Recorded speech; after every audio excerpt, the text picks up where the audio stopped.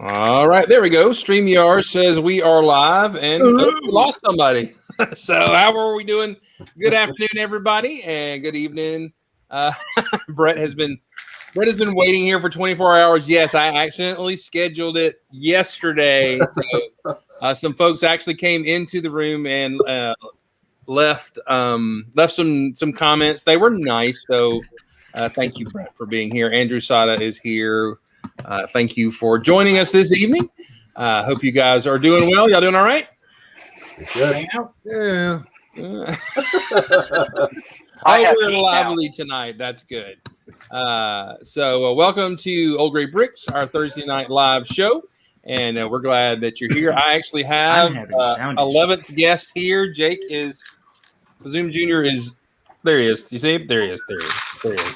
All right. And we're actually unboxing a box from Lego here in a little bit that we got. Got some new Lego in the mail.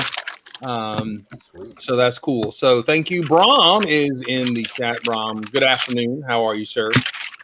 Glad you are here. Let's do a quick spin around the room and see how things are going. We'll start right here at the bottom right and with Rich. How you doing, man? Hey, I have heat now.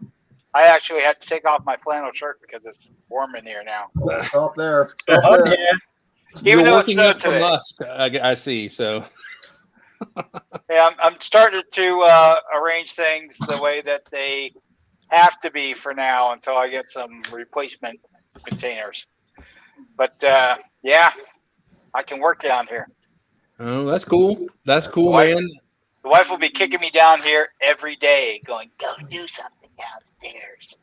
So does that mean all the Lego is now in the same zip code? It is. It's all in the same zip code, and it's all in the same room. This whole room is all the Lego I own. All of it. So you're saying the small parts and the large parts are together? Is that what you're saying? Yes. It's the Lego storage area. That's how we're referring to it now. As soon as I get things kind of set up, I'll be taking some more pictures, and I'll be doing a revised Lego storage feed for Flickr, album, and some Instagram highlights, I suppose. Cool. That's cool. TJ, Titanium J is in the chat. Welcome. Brickman Mosaics Art. What's up, buddy? Glad you are here.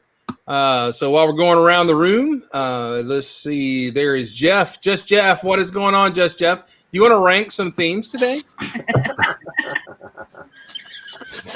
Jeff, you're muted.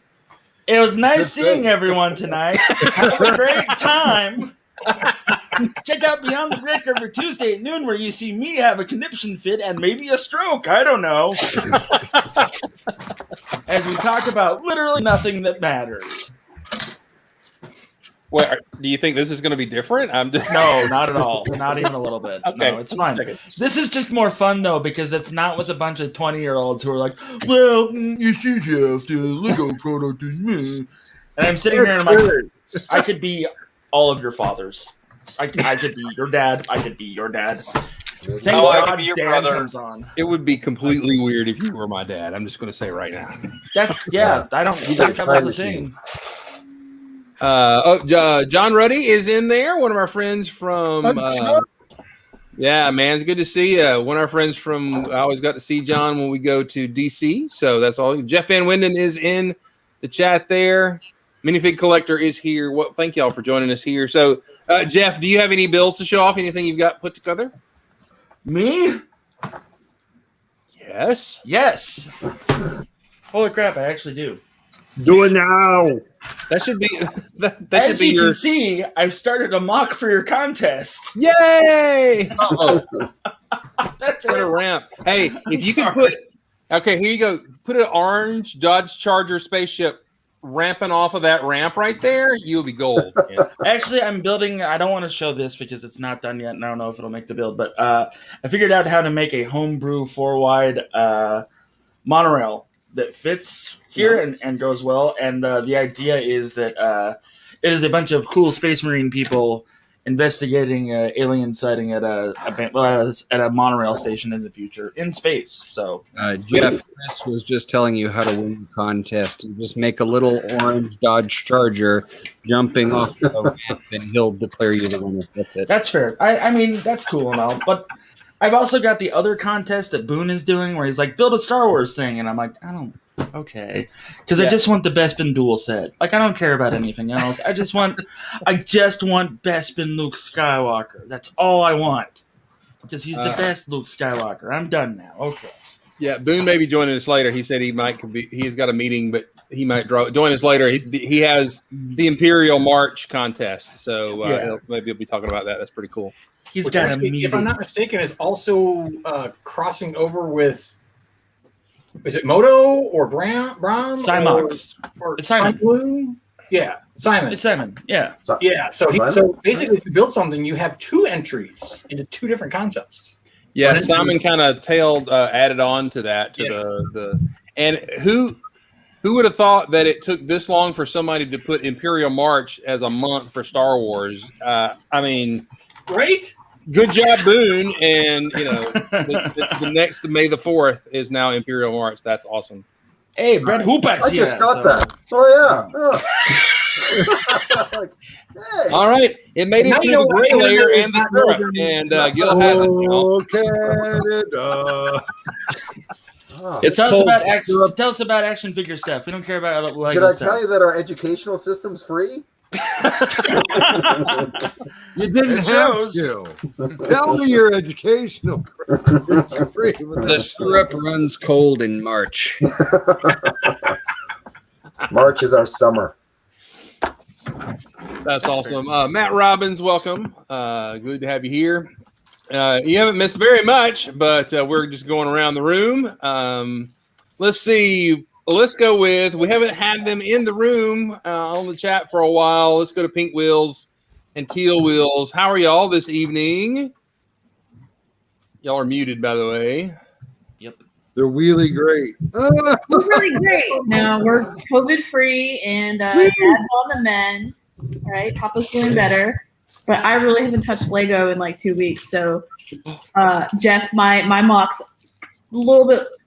I have like three bricks to get. Nice. Yeah. So you and I, master builders. It's not gonna happen. Sorry, Chris. But since I couldn't do any Lego lately, just because people have been sick and we had a COVID scare, we went ahead and got. Oh yeah, that's a good one. We had a haul, and we got the most priced $20 block of Legos. You got that right. Yep. And what I think has to be one of the coolest sets aside from Ninjago City this year. that is cool. Oh, that's neat. Yeah, I'm on the fence about wanting to get that, and I have a feeling that I'm going to see it in person, and it's going to push me over the fence because that just looks like an awesome set. And Brian is finishing the only Porsche we'll ever own. I love that model. I love it so much, and I don't know why. No, we just haven't been. We've been a little busy and preoccupied and doing digital learning because we had a quarantine. So, not other than just buying stuff, we haven't done anything. All right, Miss Natalie. How do you like the new stuff, the Vidya stuff? Do you like it? Yes. Why do you haven't used the app yet? I don't think you can use it on your tablet. You'd probably have to use it on my phone. Yeah, open the iPad. Yeah. So yeah, she likes it. Mom doesn't like the price. Yeah. Did she? I'm just being honest and asking. Is the app really a kind of a draw, or is it the figs? She's one of the figs. Yeah, I get that. I wonder if Lego needs to learn that. The kids just love the figs. I mean, honestly, if you make something cool with the figs. But I also have a feeling that in about a month and a half, these are going to be half price, so we'll be able to get them. But yeah, supposed to commenting on that on the Monkey Kid set. That does look amazing. It looks like, and the box is huge. I mean, look at it; it's bigger than the mall. It's huge. What, bigger than the literal mall or the mall that you have in the The box? Friends Mall. I thought the Friends Mall was bigger. But this is huge and it's heavy. That's awesome. That's how I'm described many times. So, especially when I see my cardiologist, you're huge. Anyway, let's see who else is in the chat over here. Mr. Blue Toys, welcome here. Brick Pit, welcome here. So glad y'all are here, joining us here. Let's go to Mr. Magnus. Wait, I'm going to interrupt. Wait, I'm going to interrupt rudely. Yeah. Speaking of large, every Friday at 8 p.m. Central, you can join Julian and I on Tons of Fun on the Jeff McAwee channel.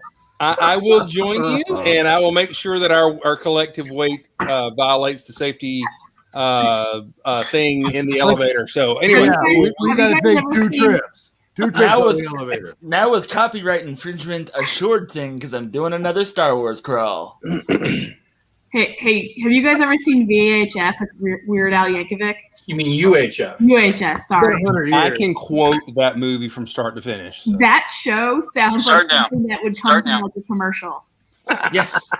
Or Anytime. RoboCop. Of fish.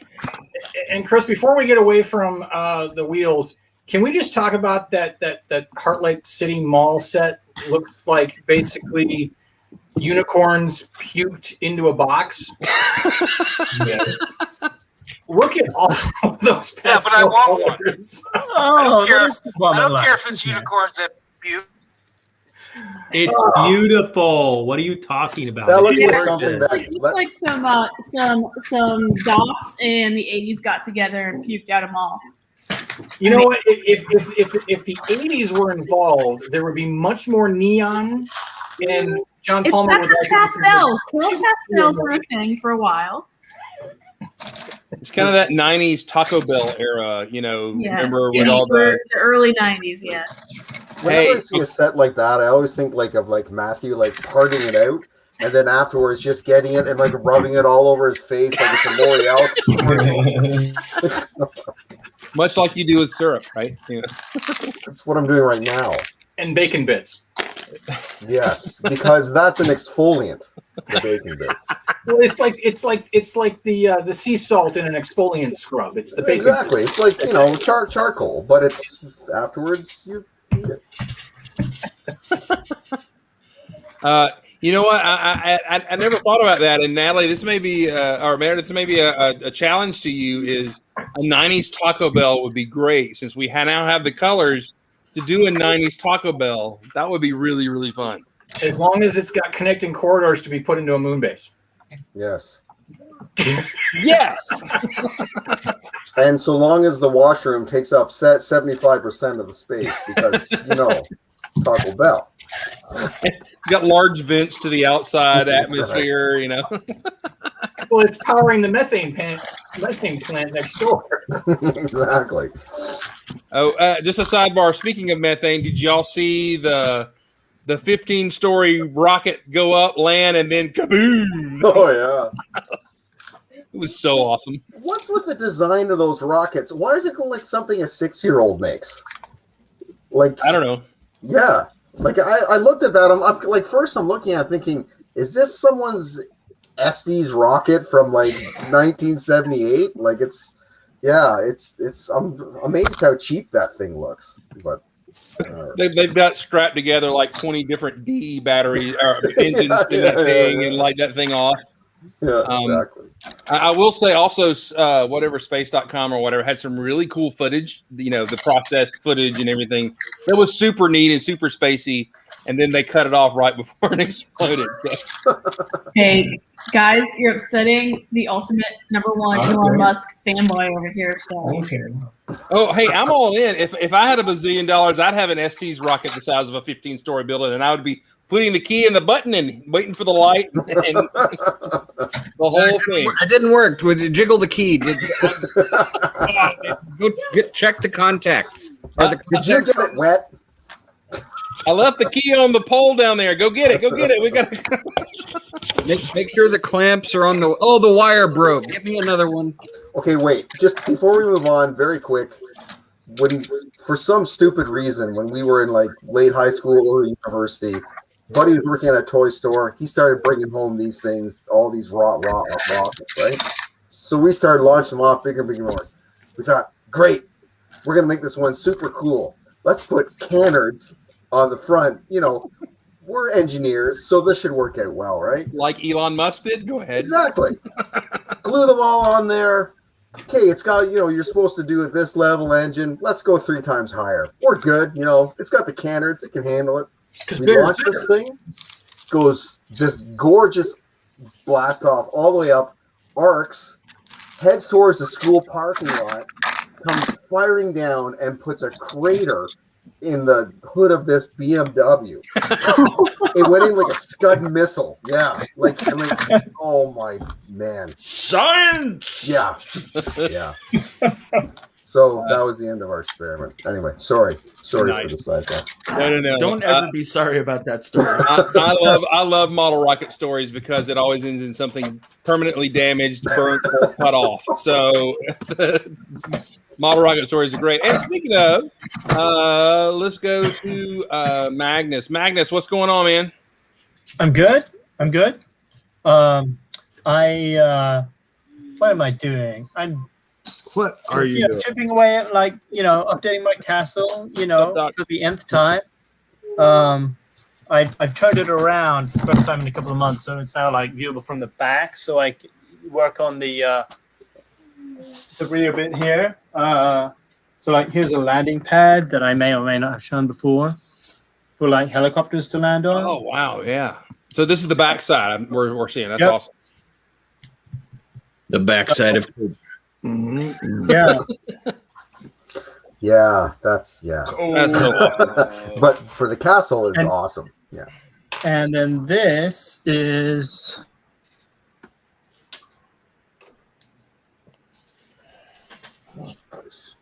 Oh.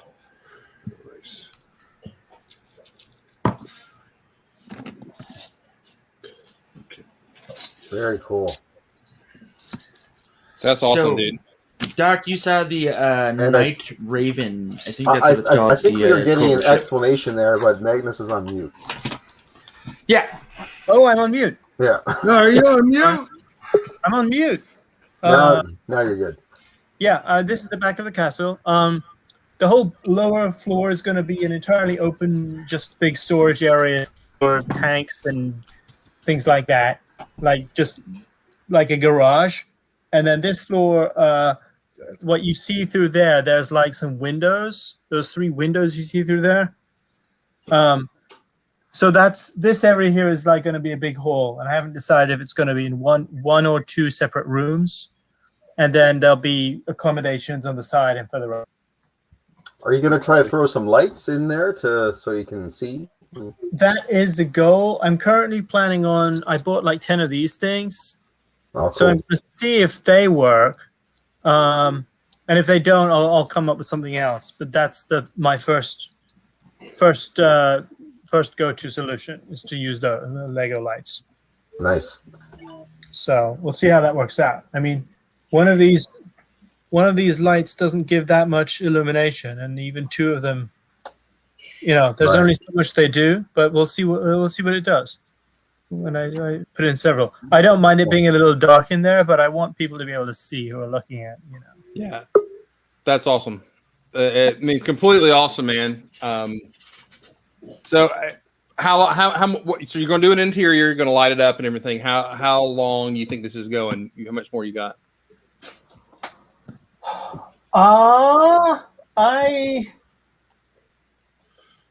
Well, in addition to doing the interior, it's going to hopefully sit on top of a big rocky bit. So imagine at least 12 to 20 studs high of a kind of mini mountain that it'll sit on.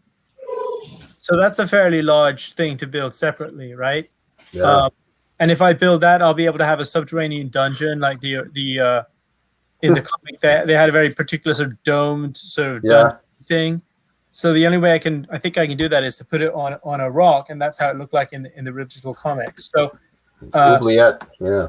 Yes, an oubliette. So if I do all that, I will have to really work very efficiently if I want it done by the summer. But even if I haven't done that, I could display this at Brick Fair tomorrow, and it would still be cool to look at, Mm. But it might be one of those things I sort of have a finish one stage of, and then sort of finish another stage, and it's still displayable or semi-finished before it's entirely finished. Awesome. I love it, man. I love it. So, hey, can you spin it around again? By the way, is it easy to spin? I don't want you to break it. Yeah, we'd love to see the front.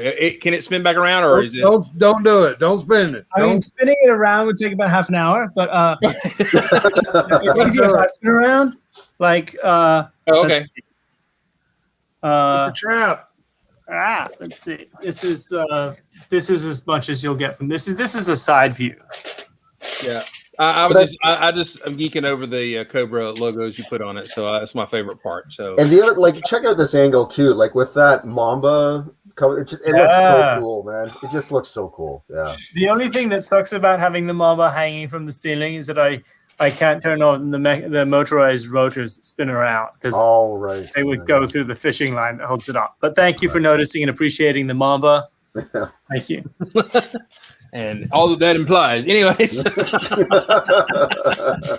that's amazing. I can't wait to see that come about, man. It's amazing. All right. I almost said a boot, but I only got one Canadian to make fun of tonight, so I'm not going to do that. So wait. All you need. Is there like a maximum amount of requirement before we can make fun of Canadians? No. I was going to say, then game on. Game on, Jose. Beauty, eh? All right. Let's go to Matthew. Matthew, what's going on, man? Matthew's got a map, everybody. Look at the map. Oh, maps are awesome. So this is the map of the Census Bureau metropolitan statistical areas, which I sometimes consult because stuff with metropolitan county level data. We could do another podcast just about MSAs if people want to, but this is a Lego podcast, or not podcast, YouTube. So we're gonna take a quick vote. Who wants to do fun with maps on our show? Raise your hand. You guys are gonna get kicked off the air anyway. So in my unfinished basement, we have a room that if we win the lottery and we finish the basement, I'm gonna have it be just a map room where there's nothing but maps on the wall. So Cats and photography. I already have a number of candidates for the map room that are upstairs, but eventually, hopefully, they'll end up in the basement. So it's been a busy Lego week at my house, ignoring the maps. The long lost Burkina order showed up just after I complained to the seller that I hadn't gotten it 8 days after the Postal Service said it arrived. I suspected it was in the Korean neighbor's house the whole time, and they got home, and son and daughter who speak English said, this goes next door, and they brought it over. But I don't know that for sure. That's just my hypothesis.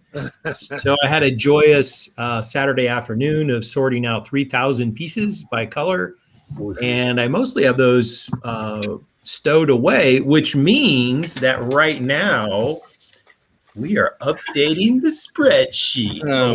Yeah, it's time for the parts census to be updated because the next time we go to order off Bricklink, we don't want to order 50 of something that we already have because that has happened before. So that's been going on. So the joy of the long lost Burkina showing up and then having it be here, but one of the reasons I placed this order was a gift for a special friend who I really hope is not watching the show since I'm giving it to him on Sunday and I want it to be a surprise. But odds are with the numbers and the population of the United States, you're good.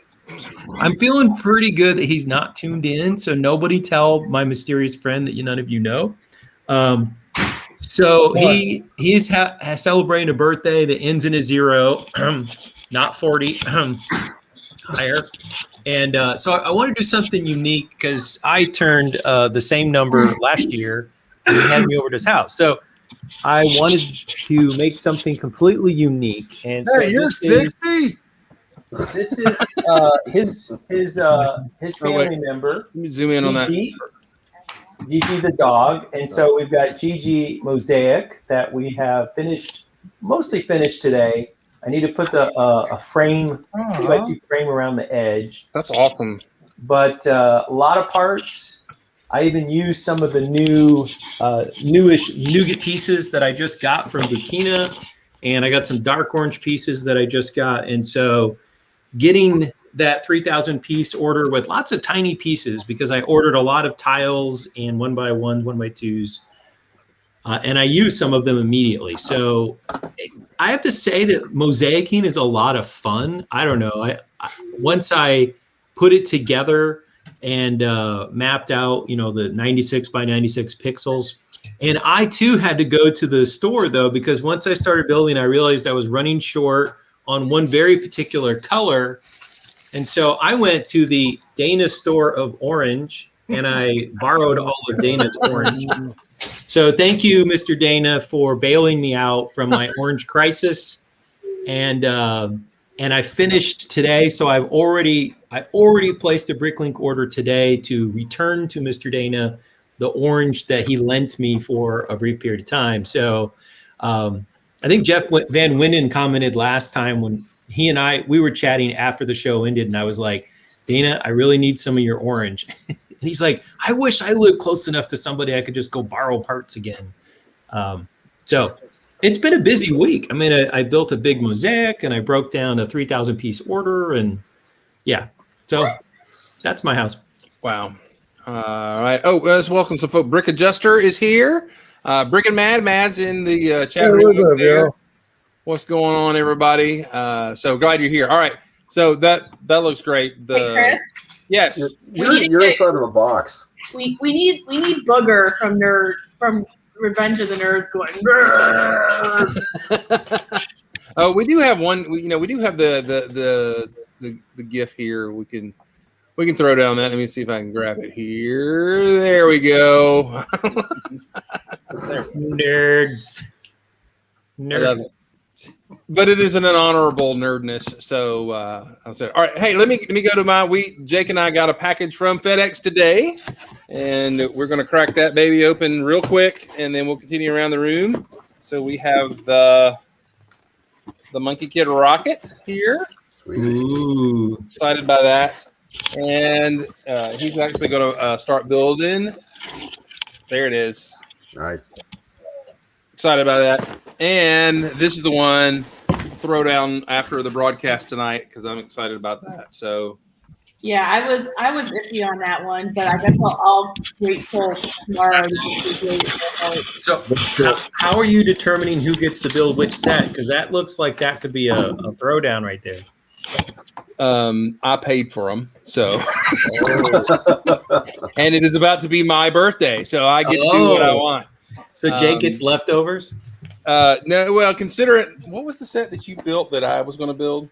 The Audi. Yeah, I bought an Audi for like $5, and I bought him a big set, and the Audi was going to be mine. And I come down, and he's built the Audi, stickered it up, and everything. I'm like, "What'd you do?" And so yeah, he built my set for me. So that was pretty thoughtful. Yeah, it was very thoughtful. All right, let's go to Bricksmith. Bricksmith, what's going on in your world, man? Man, you know it. I'm building the thing. The thing? Oh, the hidden side fire truck? Ooh. Come on, man. Come on, man.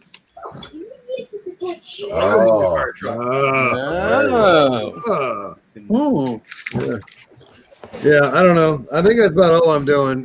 Tons of fun. What else? Doing the thing Wednesday night. You guys still don't show up to. Birthday's on Sunday. Happy early birthday. Yeah, we'll show up for that. Hey, all right. I might be able to get a yard pass for that one. Yeah, that's all I got. I don't know. All right, good. How is the baby? Baby's doing great, man. She's just gaining weight like a Smith would. I caught her eating some barbecue chicken earlier. Do you have like a bottle of sauce that she just getting there? Yeah, she put the nipple on it, and she was going, "Hey, who's that face? Who's that guy?" Julian, is that the treehouse in the background? Oh yeah, we're building that on Wednesday. We're doing like 2 bags a week. Oh, that looks cool. It's a lot of fun. You guys should show up. That looks really cool. Yeah. I was going to show up for that one, but life is Oh, not. that's nice. For the first time ever, Brick Adjuster. I know. I know. Yeah. Oh, I got this new I got these new hanging around your neck glasses thing. Oh, hey, wow. hey, all right. So is your mom really mad that you took those from her? Well, you are retired, right, Brixton? Yeah, you got to get the it's a requirement of retirement. You need a monocle. Just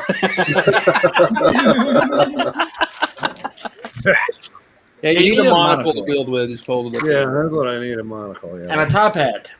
And we'll call you. Hey. Just build with your pinky out. That would be awesome. Your what? Let's see, Mr. Sandlin, what's going on in your world, man? I am sitting in my Lego area, and I have done nothing since Monday. But I can wish my spaceship that it's pretty much done. So this is my Old Gray Bricks contest spaceship. It's a VTOL. It's got the engines that hold down for the whooshing. Nice. I like that sniper pod cannon thing on the front too. That's really cool. I'm getting a very strong Aliens vibe from this. Yeah, it's alien-ish. You know, the old UD-5 Cheyenne dropship. We're in the pipe, 5x5. That's right, in the pipe, 5x5. So, well, let's go to Small Ball Cam. Small ball. Hey! Small Ball Cam. He's got that Lego. He's got that Lego where it needs to be. Look at that. It's sharp. Yeah, it's all spread out. He's I got love it. Godzilla versus Mecha Godzilla's happening over there on the floor, and some other stuff. So he's deep. That Exoforce mech is a lot bigger than I remember it. Hey, Paul, that area where people can walk, Oh, you can sweet. fill that area. Yeah, it's okay. We check with your dad. Yeah, he often does fill that area with Lego, and I have to say, okay, come on, let's pick some of this up and Make a path. Make a path. make a path. That's right. But Dad doesn't fall down. Oh, here we go. What's I going made on? a creeper tank. A creeper tank. That's What? good, man. That's really good. I like that. Quite a bit of that might have been made by Dad already, but it did get turned into a creeper tank. I remember being blown away. The first person, I think it was on the Blacktron thing, that made that gun with the lightsaber blades in that those Technic gears like that. So good. I remember. I think that wasn't that communist theme Crimson something or other. I remember I used to use those all the time. Mm-hmm. Was it JW? Right? Did those? I believe so. Yeah. Yeah. Of our themes back in the day. So Okay. Okay. I think I saw Dan Rubin do that the first time. yeah, you may be right. Me too. Yeah. There were a whole lot of us building a whole lot of the stuff at the same time. Yeah. That That's happens. Yeah. That was back in the days of making your own themes and all that kind of stuff. I do want to remind everybody that Monday is the day that you can complete your Color My Space contest. There are the colors. Mark showed his that he had worked on. So March the 8th is the time to turn those in. You can post them to the Discord. You can post them on Instagram, or you can email them to me, Zoom@gmail.com. I don't care. You can tag it on social media with Color My Space, whatever. Just let us know. I've seen some really cool builds already, and Mark's got one out. Let me show you. I got one as just a non-entry here. Oh man, that's a flashback. That's awesome. Yeah. I was That's a great shape. Yeah, Mark. I almost copied an honorary. Neverwhere, right? The Neverwhere was the old one. The Neverwhere and the whatever he named one after the fish or whatever. But anyway, so yeah, there we go. So working on some sort of Comet Prospector or something like that. So it's a lot of fun. All right, so let's see. We're down to Dana, I believe. We're gonna. Jeff. I was going to say, We got another Canadian in here. Ben Wyndon is here. How you doing, man? Good. How are you guys doing? Good. Very good. What's up in your world? I've been sorting for a good portion of the week. While I was waiting for orders to come in, just doing a Technic sort, which I finally finished, and I've got a minifig accessory sort going on upstairs. I haven't finished that one, but that one takes a lot longer. But I got some other parts in. I got these nice little those pieces for my monorail track, so I'm going to be building that tonight. Nice. So I brought the monorail or the base over here today, so I'm going to do some more work on it. Nice. And since we're out of lockdown now, we can get haircuts again. Since we've been out of lockdown for a long. Well, you've been out of lockdown for a while too. Oh, you mean I got a haircut? Yeah. Yeah, I did that myself though. So there's probably like little tufts in the back somewhere. Definitely around the neckline. I don't know how to get those things, but anyways. So. Yeah, I'm the age that I have to go to the barber because he shaves the hair that's growing on the edge of my ears because I would never. So, you know. I have a trimmer. My barber missed that last time. I'm not happy about it. No tip for him. All right, John Rudy, I'll stick the link to the Discord in the chat and everything. So let's go to Mr. Dana. Mark, if you'll help Mr. Dana out, I'm gonna get that Discord link and pop it in the chat here. So how are you doing, Mr. Dana? I'm hanging in there. Well, actually, we can do this. I was going to do this, but we can do it at the same time. The only thing I've really been working on this week, I'm going to actually switch screens. Hang on a second. Let's see if it pops up. There we go. Ooh, I saw that. Yeah. So, Nick Viper. My little Viper that I'm doing for the mock challenge is in here as an example. But what I'm really working on, and if I zoom this out a little bit, hopefully it'll let me zoom out. Not sure my computer is going to crash while trying to 3D render this and also be on the Zoom at the same time. So with Blood Bowl coming up and everybody's orders coming in, I ordered a bunch of the new road-based plates. And in anticipation of that, I really want to start thinking about doing a spaceship hangar. And so I went ahead and started rendering and using the base plates. As you can see, that's one of the road plates. If I slide it out there. Nope, it's not going to behave. Anyway, that highlighted one is a road-based plate. So this is about 3 by 3 with walls that go up about 22 bricks high. So that's going to be my plan and kind of working on. And so this is kind of the rough layout. Now that I've got an idea, using the corridors that I've used, so I can actually line it up with some of my other stuff that I've been working on. And now I want to start going in and start, detailing and not having the walls just be blank the way they are. Mm-hmm. So that's going to be the next step. And then trying to keep it with pieces that I already basically use, so I'm not going to have to order a bunch of stuff. But we'll see. Time will tell. So that's really all I've been kind of working on this week, other than I did go out and buy two of the video pieces, which are basically the same ones that Chris bought because the other cool ones already anyway. But I did not wind up with 2 wolves, though, so at least I have that going for me.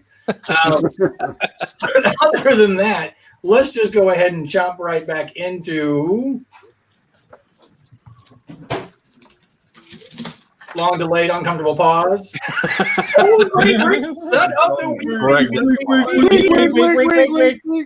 It's been too long since we've had the Old Grey Brick set of the week, and so I thought that we needed to go with a fan favorite.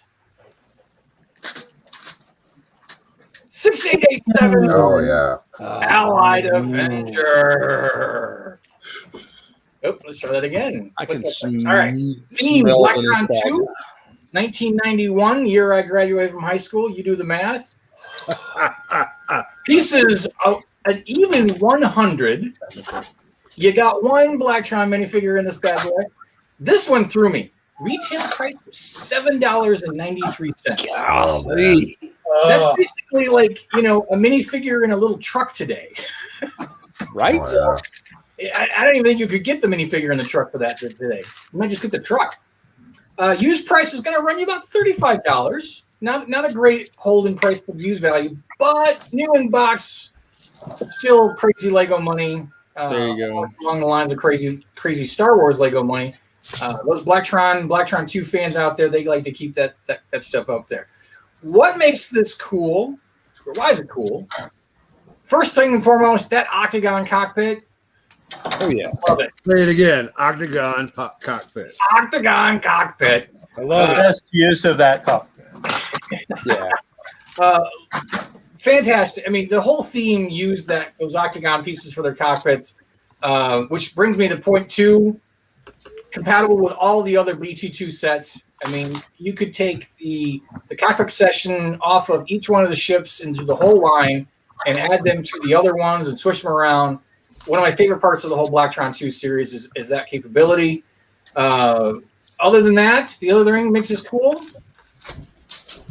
Hail Blacktron! That's what it is all about. Blacktron fans are hardcore diehards. They will try to put us plastic space fans to a shame, but they fail. There you go.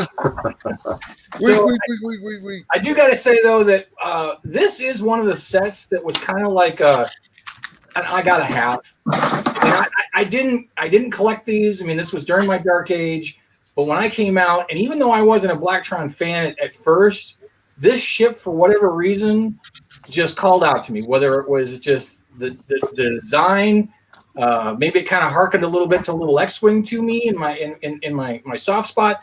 But this set for me was one of the Blacktron 2 sets that I first had to get because it's just a cool, iconic little look to it.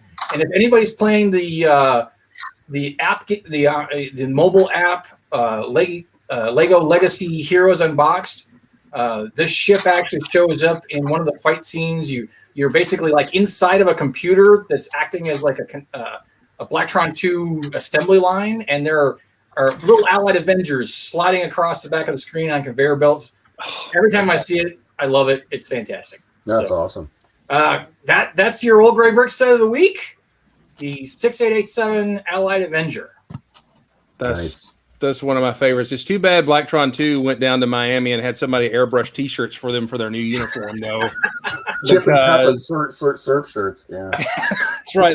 They went from this super awesome armor to, hey, let's put our initial on the front. And outside of the Blacktron 2 figures, the line is fantastic. But yes, the hindrance is, yes, let's be a Miami sports team and throw a big B on their chest, or Milwaukee Bruins, or whatever team it is. But you're like, if anyone could do it, we can do it. Russell. Milwaukee Bruins. The minifigures aside, that neon green and the black and the white, it's very eye-catchy. I love it. I love it. You know what else is cool about that set is that even if you adjust it for inflation, let's say twice the amount, right? So $15, whatever. $15, that amount of play value. I mean, you get the fighter, it's like an enclosed cockpit, you get the escape pod mini fighter for $15. You can't get that today. Like $15 today won't buy you a slap on the butt and a how's your father. Like it's depending on if you're in Toronto or Ontario. Yeah, well, mileage may vary on region, but you get my point. Yeah, but definitely a bang for your buck set for sure. Because it was, I think I even had this on my bang for your buck top 10 list that I did. This was definitely in there because great play value, great pieces. I mean, this is one of those sets where you jump in the Wayback Machine and you could buy up a bunch of sets. This would be one of those you buy 100 copies of. Yeah, totally. Yeah, it's small and cheap enough that back in the day, even a kid could army build those if they want, but they're big enough that it wouldn't seem silly to army build them. It's not like army building some little kind of 30-piece set either. Yeah, like 4 of those would just be awesome. Yeah, exactly. Yeah. All right. So Brian, before we have that, just Jeff's Fig of the week. Week. I want to say welcome to Boone. Boone, how you doing, man? Good to have you join us. Hey, good. I didn't have that Blacktron 2 set, but need it.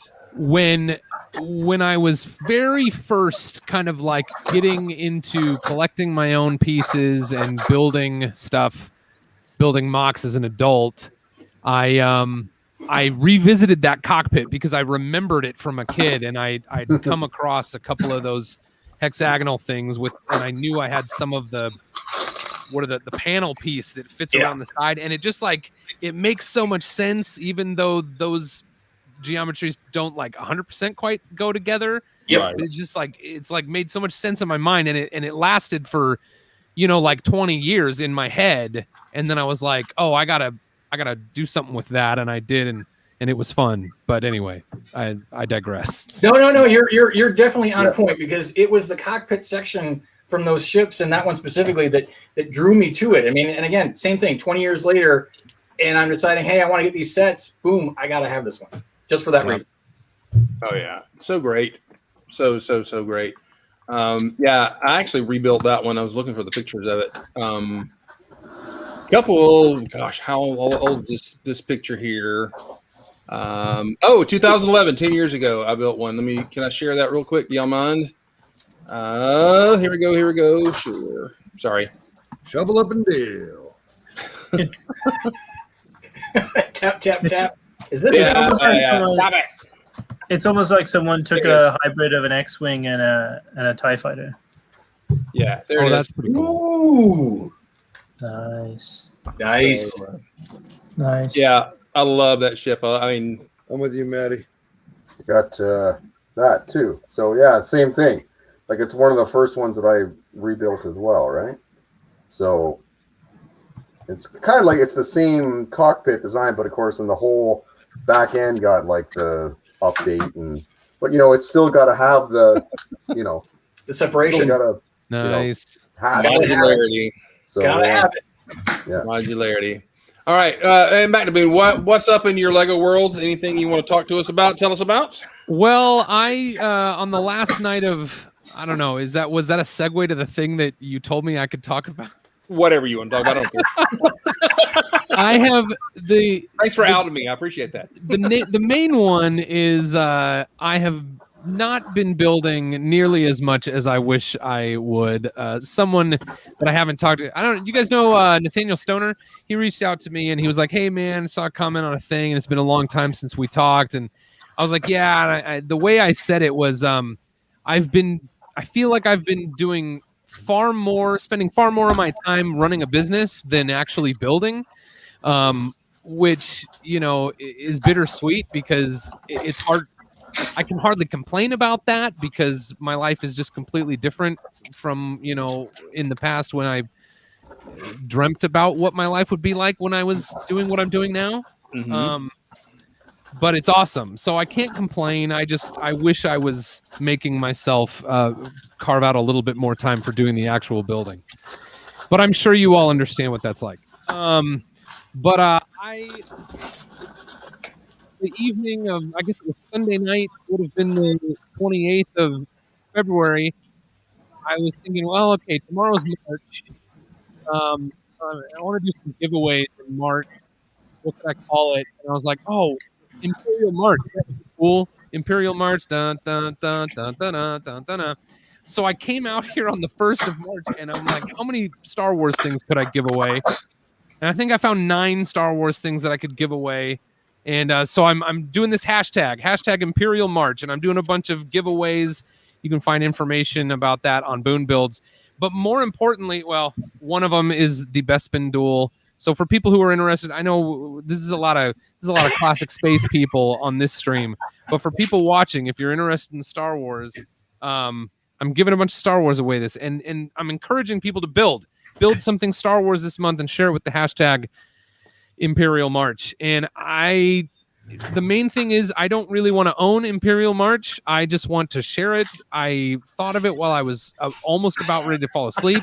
And I was like, how is Imperial March not a thing? Let's flood that hashtag with Lego builds this month. I would like to point out that I offered this man a $1,000 minifigure in exchange for the Bespin Duel, and Boone's response was, well, you just got to build something, Jeff. I was trying to circumvent. Nope. Sorry. I had already announced that I was giving that away. So sorry. So you should be. You should. I don't know. Hey, Jeff, what you need to do is take that really expensive minifigure, put it in a mock, and send it to Boone, and maybe. So I have a question, Boone. Are you saying that for Imperial March, you're offering Imperial merch? Yeah. Yes. Okay. Good night, everybody. Yes. Just wanted to be clear.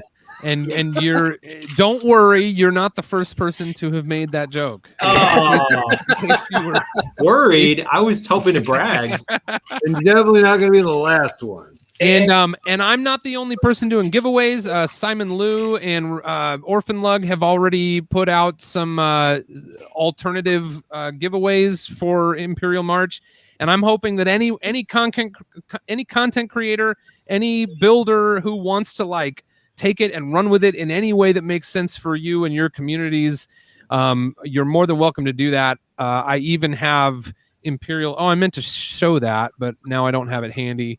But I even have Imperial March logo set that is downloadable at boonbuilds.com, and you're welcome to do anything you want with that stuff.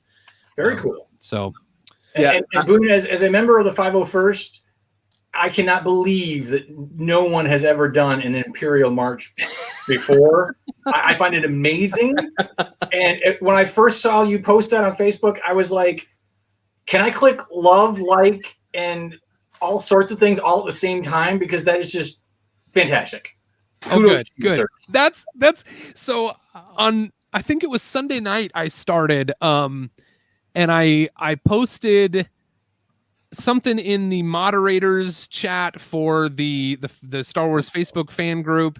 And I sent something to Solid Bricks, David from Solid Bricks, and I sent something to Simon Liu, and I sent something to some other people, and I was just like, hey, I had this idea to do a thing called Imperial March. Is it possible that doesn't exist yet?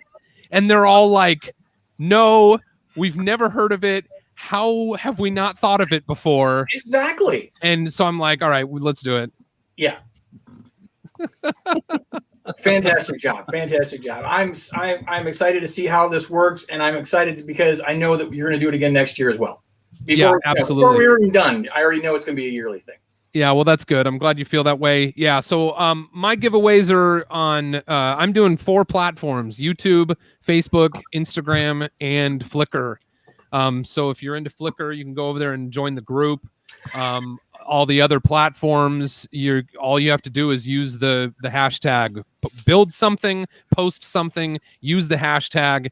I'm going to do random draws for everything that has been posted through the 21st, and judged prizes for everything that is posted through the 31st. So now I will get you guys. Now, don't forget our contest and everything, but I want you to see how he's got all this planned out. Mine was, hey, build some stuff and I'll give you some crap I got laying around here. So that's the difference. So Boone, that's the difference between how many subscribers does Boone have versus how many subscribers we have. Well, and I don't. Yeah. So hey, Boone.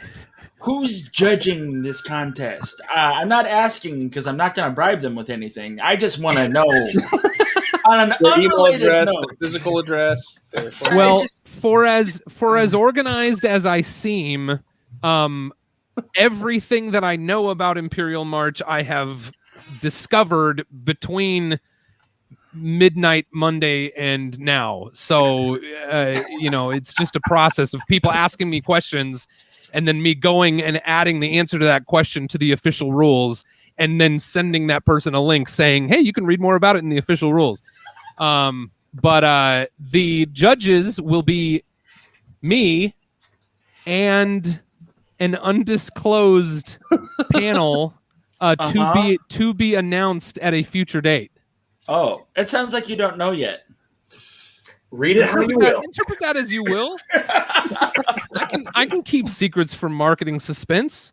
All right, that's fair. Just you think I could know like a couple of days beforehand? No reason. Sure. Yeah. You know what? Because you've asked, I'll make a point to make that an official announcement before it becomes. Hey, how about I judge pertinent. the Instagram ones? Wait, is it the best spin that's no? If you can judge the Instagram ones if you want to be disqualified from possibly winning the Instagram prize. That plan backfired real fast. Yeah. I wonder if at this point in time I should drop that I have a second Bespin set. I hate you, Dana. I hate you so much. Like, if you had merchandise, I would go and burn that too.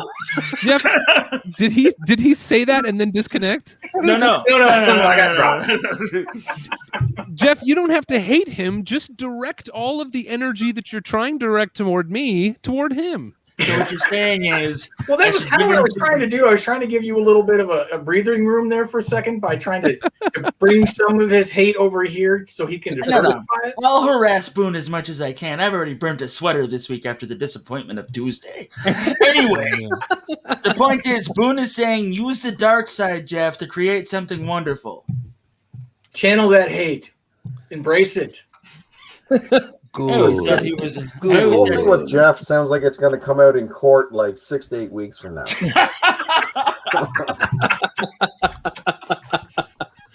And speaking of Jeff, let's segue over there to our fig of the week. All right, Jeff, you ready to go? Yeah. All right, let me add this to the stream here. There we go. I cheated. I couldn't find the original figure, so I was like, hey, the CMF series had one. But that was the very first quote-unquote modern minifigure we had. There was a whole bunch released at the same time, and I was like, nobody cares about Chop Worker Dave. But they do care about Officer Todd. That's his name. I just made it up. Officer Todd was released in 1978, and it gave kids more of an inclination and an idea to roleplay as a police officer. Now, the important thing about the police when they were released by Denmark and Ballunders and all that fun stuff was that the police are definitely safety advisors as well as like givers of hope and safety and everything else, as opposed to what they became later in America as the version, which is chasing cops and robbers.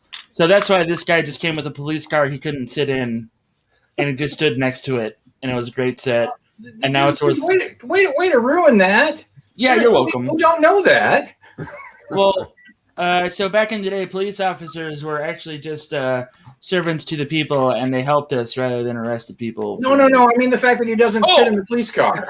Oh, he doesn't sit in the police car. It was. They still had like the scale for like trains going on, I think, and they're like, "Hey, there we go. We got this Lego stuff that will work with this train stuff." And then every train guy that's not a Lego guy was like, I'm not going to use Lego in my trains, but if there's a train show, we're going to invite that Lego train guy, and then we're going to have a bunch of people show up. So that's how Lego trains work, as far as I know. But yeah, so Lego Policeman Todd here. Great dude.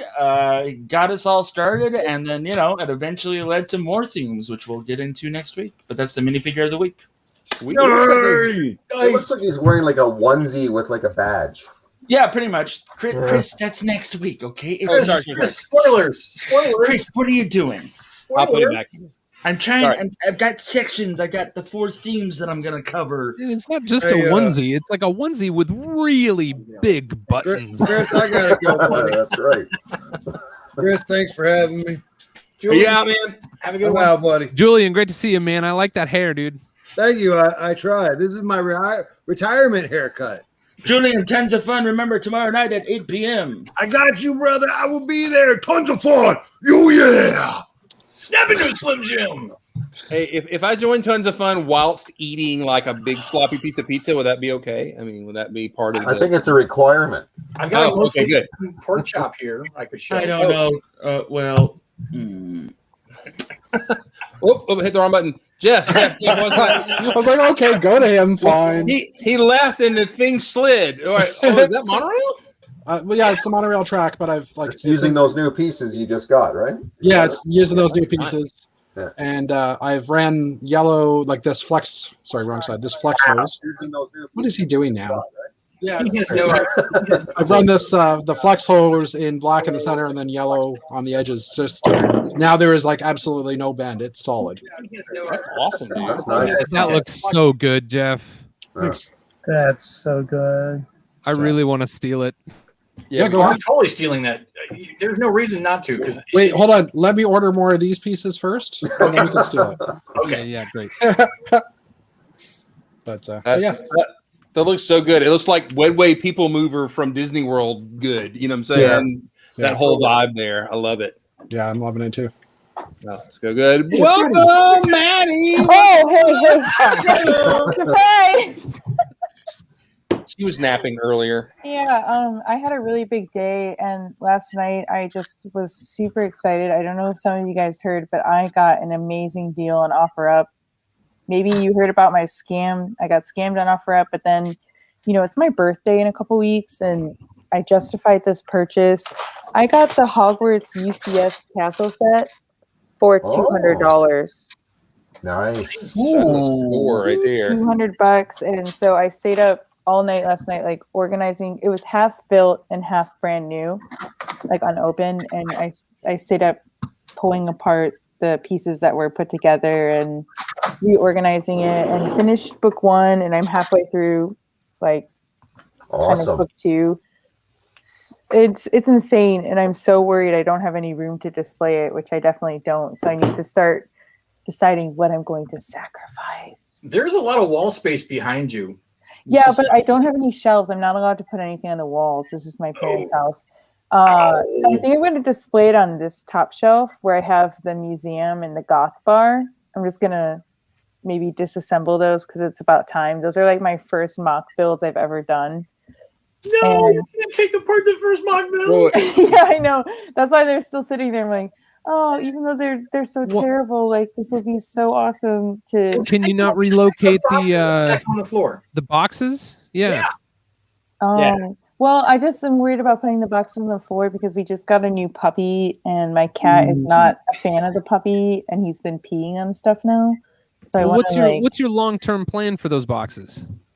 Well, those are new and box sealed sets. And will you build them eventually? Like 2 of them. The other ones I'm trying to get rid of, but there's like 2 of them. The Adventure Time set I want to keep. I you guys are right, but I think maybe I don't know. Shift the stuff that's on this shelf here, and then move that up, and then put this on that shelf. We'll see. Maddie, the main tower is about 23 inches tall, so you might not. Oh, maybe it's not going to fit there. So maybe I need to replan my Lego city.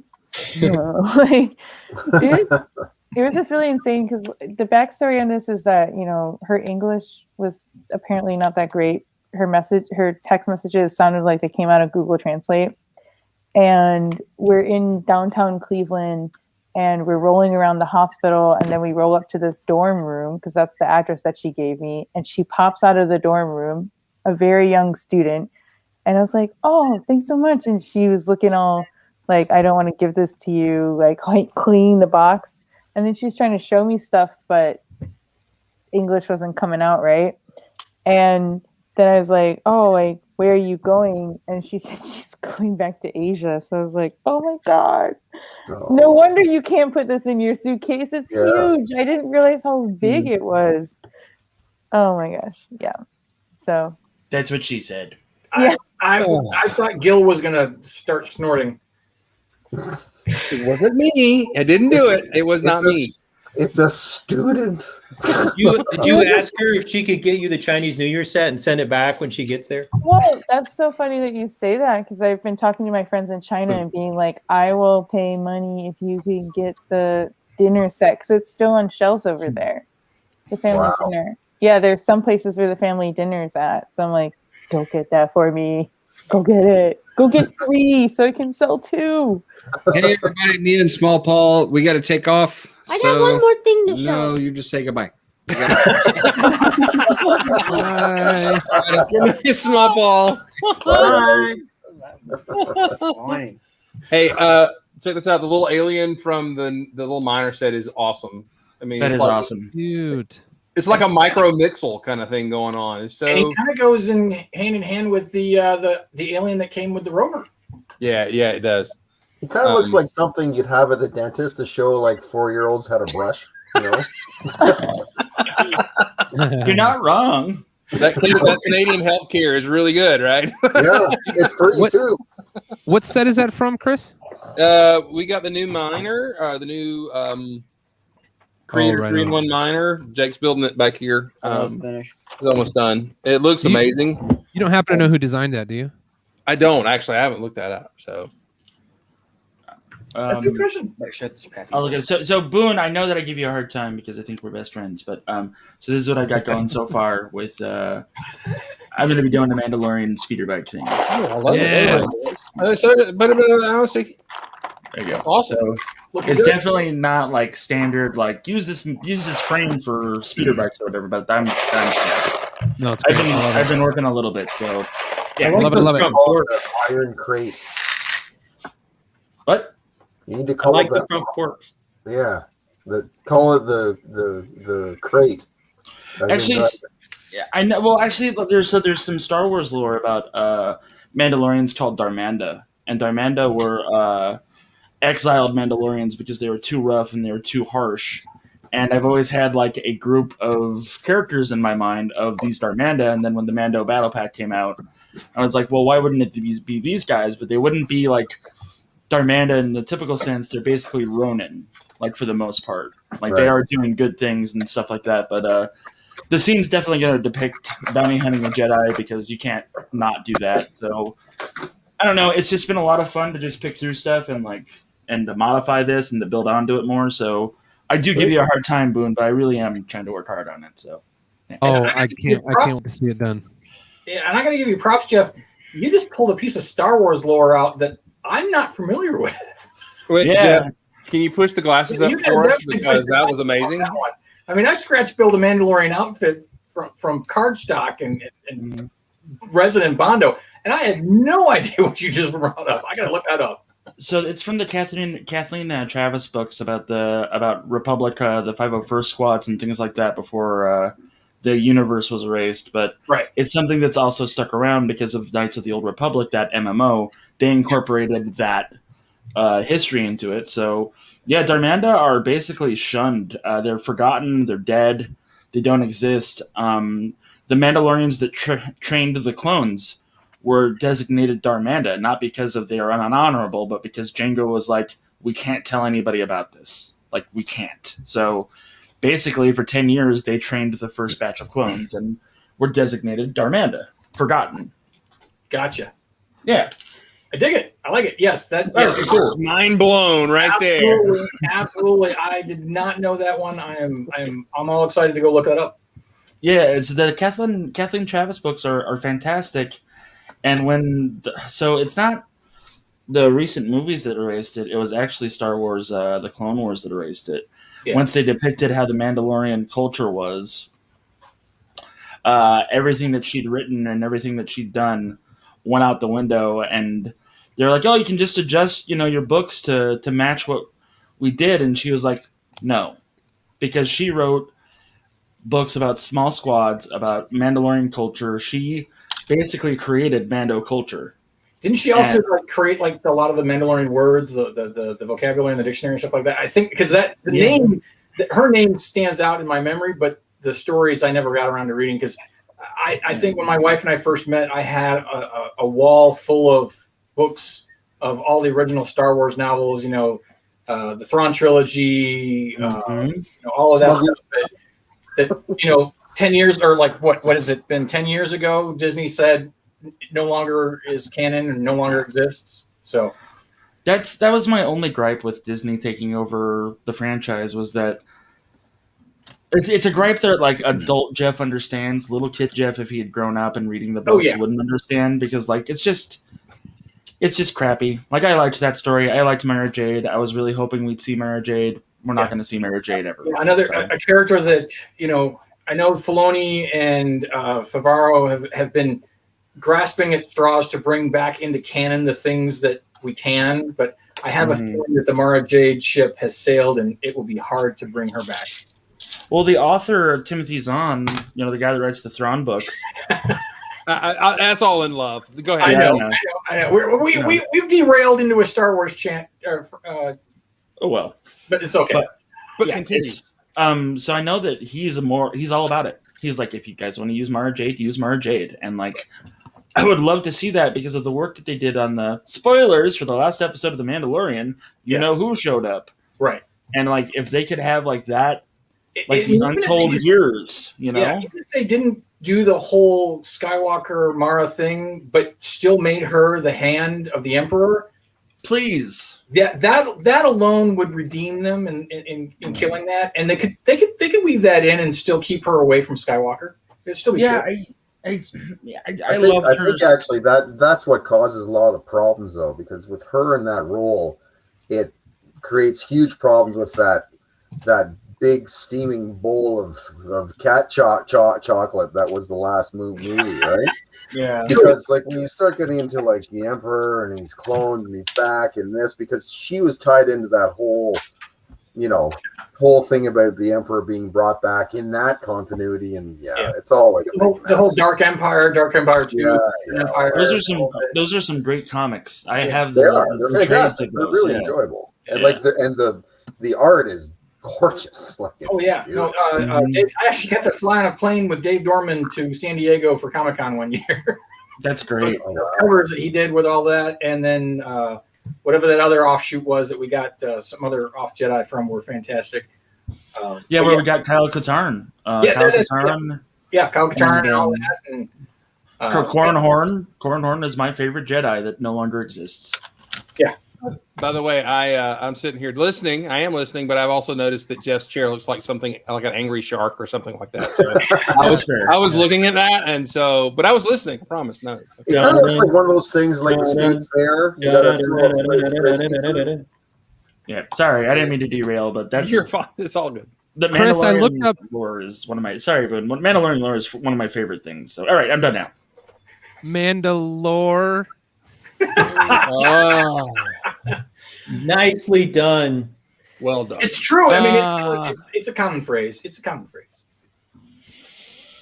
Chris, I looked up the designer of that set that you're building, and he's a fairly new designer. His name's Marin, and he said, so this is a brick list. On Brickset.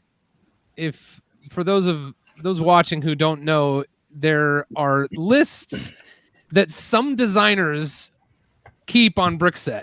And so sometimes if you get lucky, you can go on Brickset and look at it, click on a set and see who designed it. And then you can click on their name and you can see all the other things they've designed too. And some of those are kept by, civilians, and some of those are kept by the designers themselves. And Marin said, "My first task after I started as a Lego model designer at Lego. I guess my boss knew about Mech Monday. Naturally, I was very excited to work on this. The 3 models are all mechs, but each is special in its own way. There's a brick-built character accompanying and or piloting the mech, and they each serve a different purpose in the mining colony. I'll let you tell the rest of the story.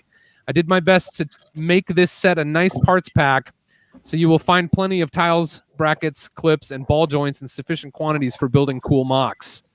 I'm happy to have brought back the female click joint in white after so many years, and I've also introduced the small bubble canopy in white for the first time ever.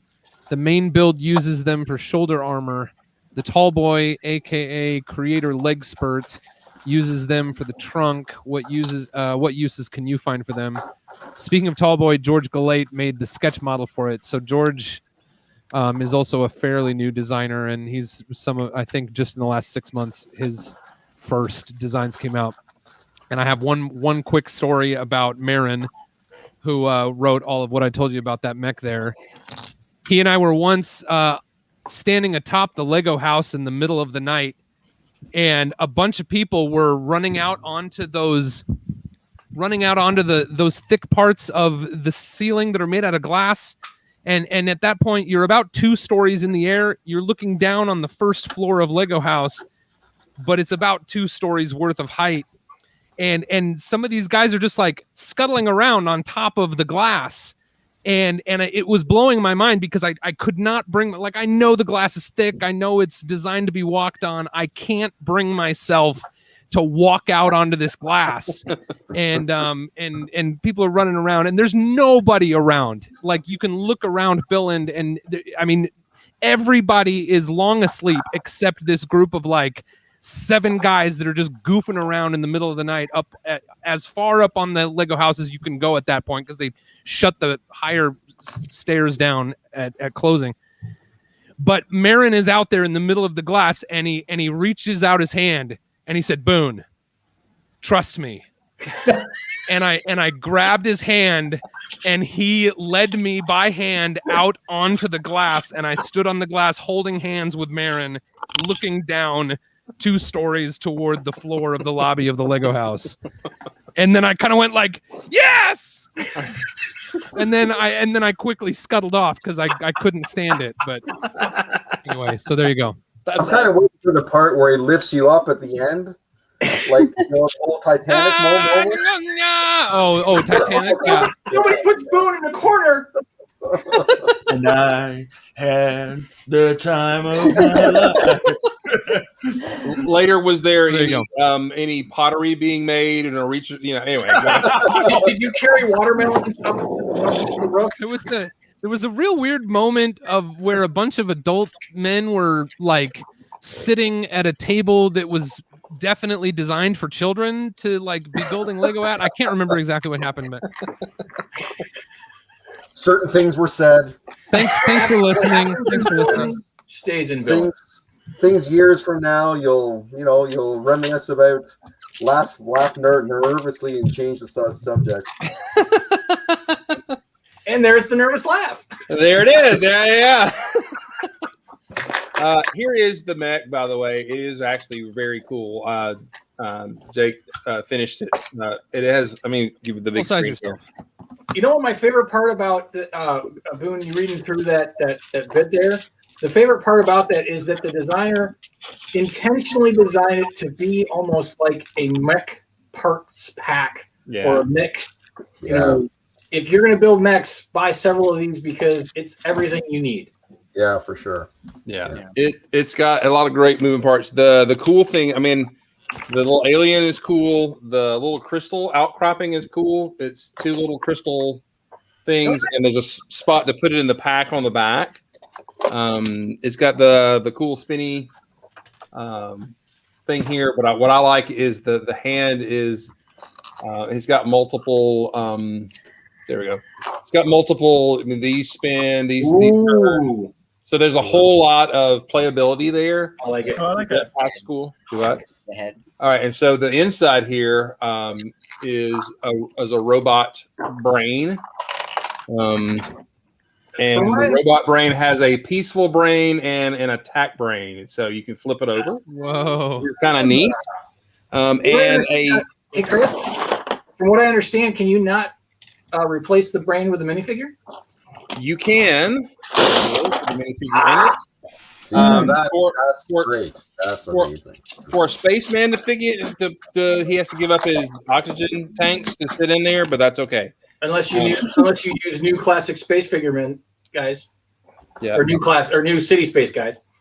Here's a really good thing is he even put the two little ball joints on the bar as little joysticks in there. Okay. Now I will say that looking at this, and I appreciate Boone that you sharing who designed the third of the build, but I'm don't think we're going there because it comes off as goofy to me, but maybe we'll build it. I like the little robot here. That's kind of cool. Well, you know what it looks like? It looks like the Lightning Brigade from Clone Wars. Sure. I was gonna say There's little actually, robot. I remember reading on Brickset, someone was commenting on it, and there's like a British, I don't know if it's a cartoon character, I'm assuming it is, but it's got one of those hilarious, only the British can do the name, right? It's like, like Trevor Stilt Pants or something like that, but it's priceless, whatever the name of the character is. And I looked it up, I'm like, it is. It really is, so, yeah. Hey, you guys, I hate to do this. I apologize. This stream falls at a time where I'm just always having to transition to family time before I wish I had to leave. But never have to apologize. I really appreciate you guys. Thank you so much for letting me tell my stories, and you're all building wonderful things, and I really appreciate getting to be part of your time here for just a little bit. You want to drop in, drop out anytime. Never forget. Thank you guys so much. We'll kick Gil out anytime you want to come in. So. Okay. I appreciate you all. See you, buddy. Thank you so much. Take it easy, man. Hashtag Bye-bye. Imperial March. Again, All right. cannot believe that somebody had not done Imperial March before now. Yeah, that's amazing. That hasn't happened. I'm still blown away by it. Presume you see you just checked in the chat. Who's that? Take a look. Planet Rocketeer. Pizza Planet Rocketeer? Larry Legend? Christina Hitchcock Sometimes is there's a really lag. good for talking When about. you Oh, consider is that that right? when you consider that Star Wars has used the Father's Day connection before Imperial March, yes, it's astonishing. Okay, I see it now. It's Christina Hitchcock. Look at there. Yeah. Hey, there's a friendly face and a happy smile and somebody that cared for us then and still does today. But she was the founding and organizer for the original Brickfest back in 2000, 2001, 2002. Her office there at George Mason University, is that right? She had that place for us, and man, I'm so honored you dropped by, and hope you will come by again. I feel I need to do a third-party story about this to show the reverence that you guys have for her and her original show. Is that here in Atlanta we had the knockoff Brick Fest come through, and our lug was doing a show there, and all of our old Gray Brick members said, "I'm sorry, I can't participate because it frowns upon the memory of the original show." So that was something interesting. Yeah. That was one of those things. Now, I mean, bygones and everything, but they was like, "No, that's our original show." Oh yeah. Oh, it was definitely like pre-old Gray Brick, cursory, Mark and Chris going, "Yeah, no, not doing." So yeah, it was interesting. Yeah, we were that way. Oh, that's awesome. But Christina, convention started because of the work that she did, and that's what got us together. The first time Lego acknowledged that they were adult fans of Lego, and Lego showed up and all that kind of stuff. The fact that Mark and I could do the set with Lego is because of the event she provided for us to meet Lego and them to talk to us, and anything that we have in adult fans of Lego now and connection to the company and doing conventions and all that kind of stuff.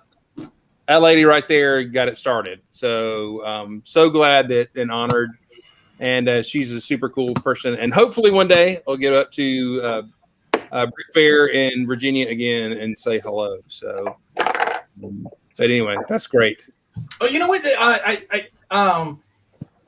It might be a segue. I don't know if I call it a segue, but Jeff and I were talking a little bit at the end of Messy Monday, just talking about Jeff, Canadian Jeff, not just Jeff, about post-COVID lockdown type thing once shows start going on, and I think one of the first things that we'll need to do is an Old Gray Brick show on the road, and get as much of us together at one show, whether it be Chicago, Birmingham, Virginia.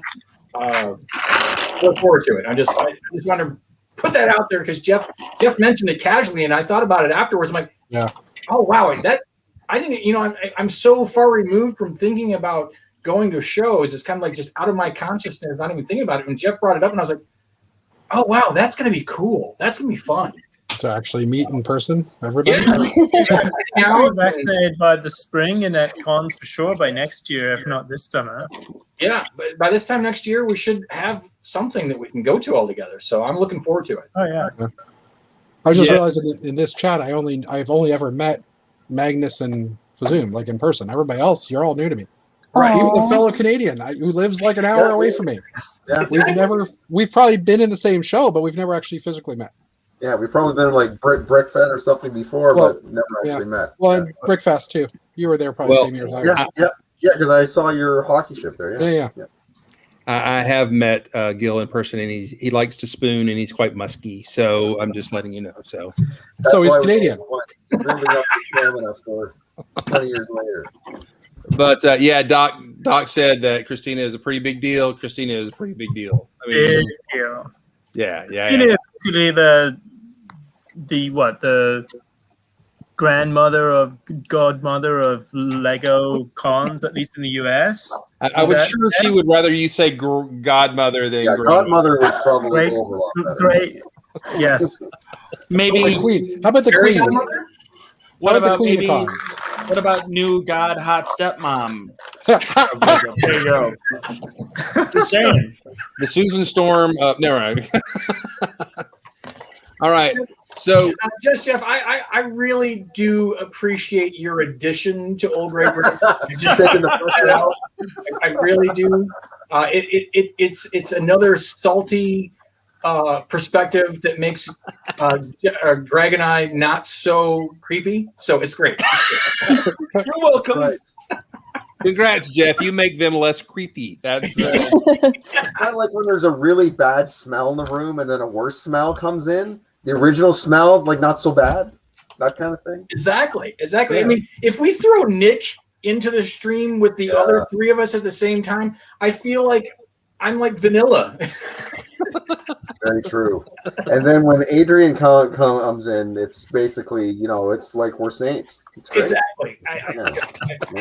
I'm amongst my people, and I feel good about it. Oh God. Oh me. Well, I'm honored. If I don't know if Christina is still here, but I'm totally honored that she's coming in. And there actually is a group called Lugnet Reunion. That's a Facebook group for all of us old people. There, I mean, there's not a whole lot of conversation, but it's a way to kind of keep up and connect. Well, because most of those people are dying, aren't they? Actually, what would be great is if in that group, like things seemed fine for a while, then Richard Chad, he came in and got really upset, and then started like dropping f bombs and stormed out, and then the whole thing just fell apart. It'd be just like old times. I think he's still around, right? I see him posting somewhere. At least I see the last name, R. Addy, so I assume it's him. Oh, I don't know. Maybe.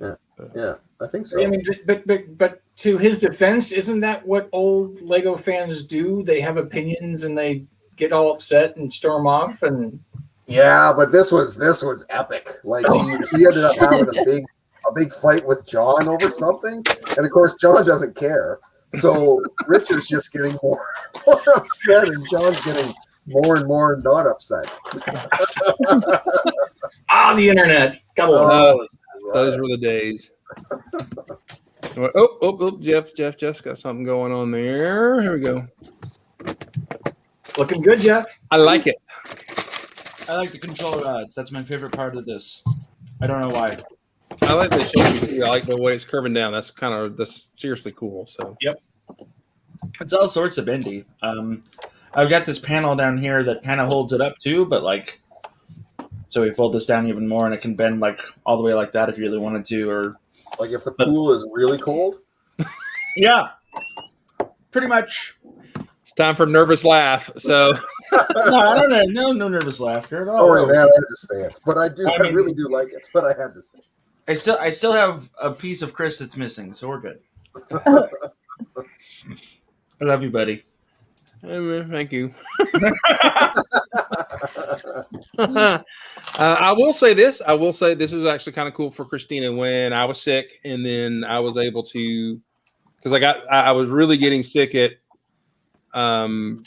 Brick Fair 2013, and when I got home from that, it's when I found out my diagnosis and stuff, and she kept up with me, and everything. And then when I went back for 2014, kind of a victory lap, being back at Brick Fair, Christina was one of the first people to come find me, big hugs, and just so happy that things were going well. So I always will super appreciate. The community is deeper than some folks think, especially with us old timers, because I mean, she started this 20 years ago, which is hard to believe that the first, Lego adult convention was 20 years ago, and there was just one. 20 years ago, I think. What was that? Wasn't the first Brick Fair in 2000 or in 99? Christina said 2006, I think, in the chat here. Yeah, 2000 was the first. 2000, 2005. 2006 was Joe's version of it. Yeah. What was the first location? Was GMU the whole time? Wasn't it George Mason? DC? Yeah, in DC. Yeah, well, Virginia. The law school that George mentioned, which is in Arlington. My first convention was the one in 2001, which coincidentally was just about a month before 9/11 happened. And I was living in Northern Virginia, and I was on Lugnet, and people were talking about this thing called Brick Fair. And I gathered that this was some kind of meeting of people in person, but For some reason, I thought it was happening on the West Coast. Like, I just didn't know where it was. And then about 48 hours before it happened, people started talking about laying Lego trains all over George Mason University. And I was like, wait a sec, where is this thing happening? And I realized it was about 5 miles away from where I lived. And I emailed someone, it might have been Christina or someone else on Brickfest staff. And they were like, yeah, come in. So I came in on, I think, the Saturday. And from there, I was directed to Wamalug. And that's kind of where my in-person community involvement started. So I have a silly question. The second or third event, I think. I have a silly question for you old timers, as it were.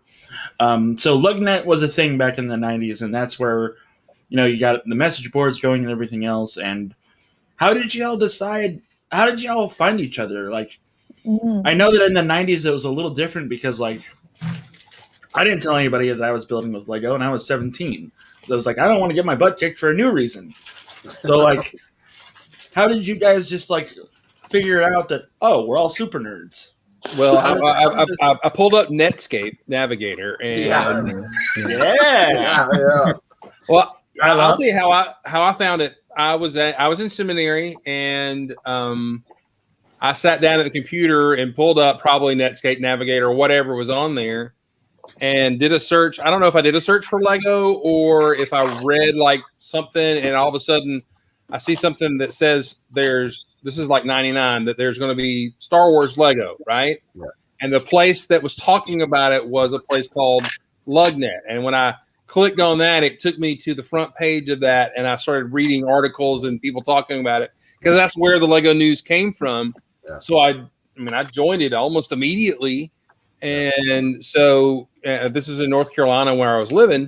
And so, I'd go to the library and read Lugnet every day. Now, there had already been Rec Toys Lego through the 90s, and I read that in college, which was, the wild back in those days. It was, text-based and everything. That was the days of alt.wesleycrusher.die, and all that kind of stuth. Yeah. In those days. I remember telling it, I'm cool, I'm hip. Yeah. But yeah, so then, then it came, I can remember one day going, what was the name of that site? Because I was using the computers at things, so I didn't have anything saved, and lug something. What was it? And, then researched the Lego Star Wars thing and found it again. But yeah, and then realized there was a couple of people in North Carolina. Frank Phils was there, and what was the train guy? One of the original train guys. He was up there. So I met some adult fans of Lego around and everything. So that just became a thing. And 2 years later, I took a trip to DC to go do it. So that's kind of how that happened. So this was back in the day when Joe Menno and his buddy, I can't remember his name, but they were building big, huge space things. And they had the Spyrius Android chess piece as the main chess piece for the guys. And they were doing those big builds way back when, right? And they would build like entire, almost like continent-sized builds for it. And I met them through Mock Pages way back when. So Mock Pages actually saved my life because I was debating eating a bullet, and then I looked up Lego stuff online, and that's how I got back into Lego in 2000, whatever it was. And they helped me in with building new ways and things like that. And then when I met my ex-wife, she was like, no more Lego, so no more Lego happened.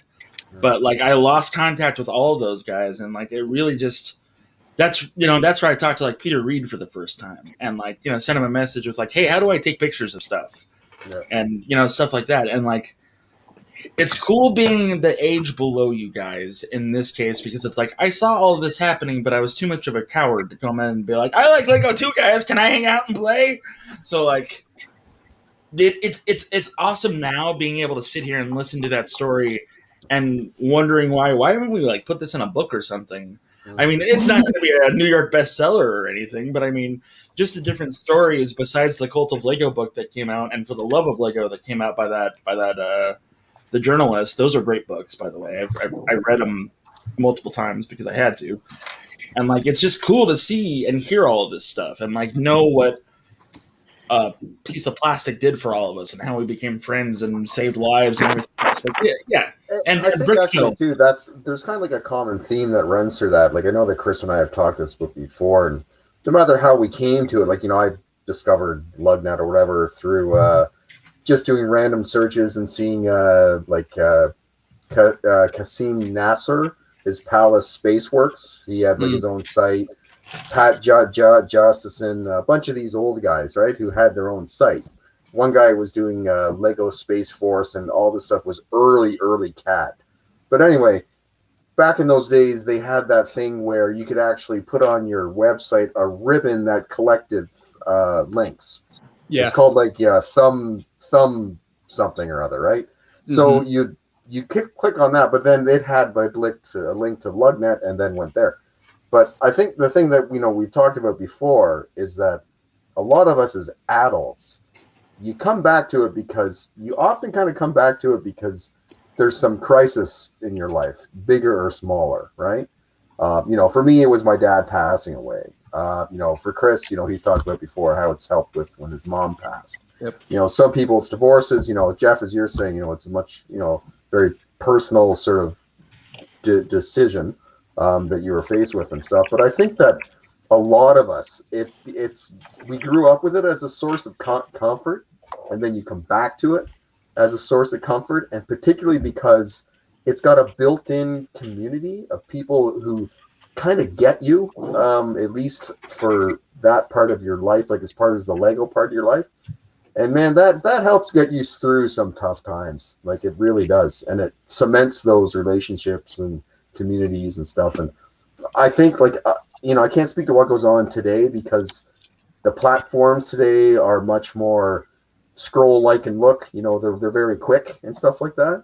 But because back then there wasn't many options and the interaction was sort of more long form, that you ended up becoming a little tighter with the people who you were interacting with, I think. Yeah, absolutely. Like now, in today's, I don't mean to interrupt you, Gil. I'm sorry. No, that's it. I was done.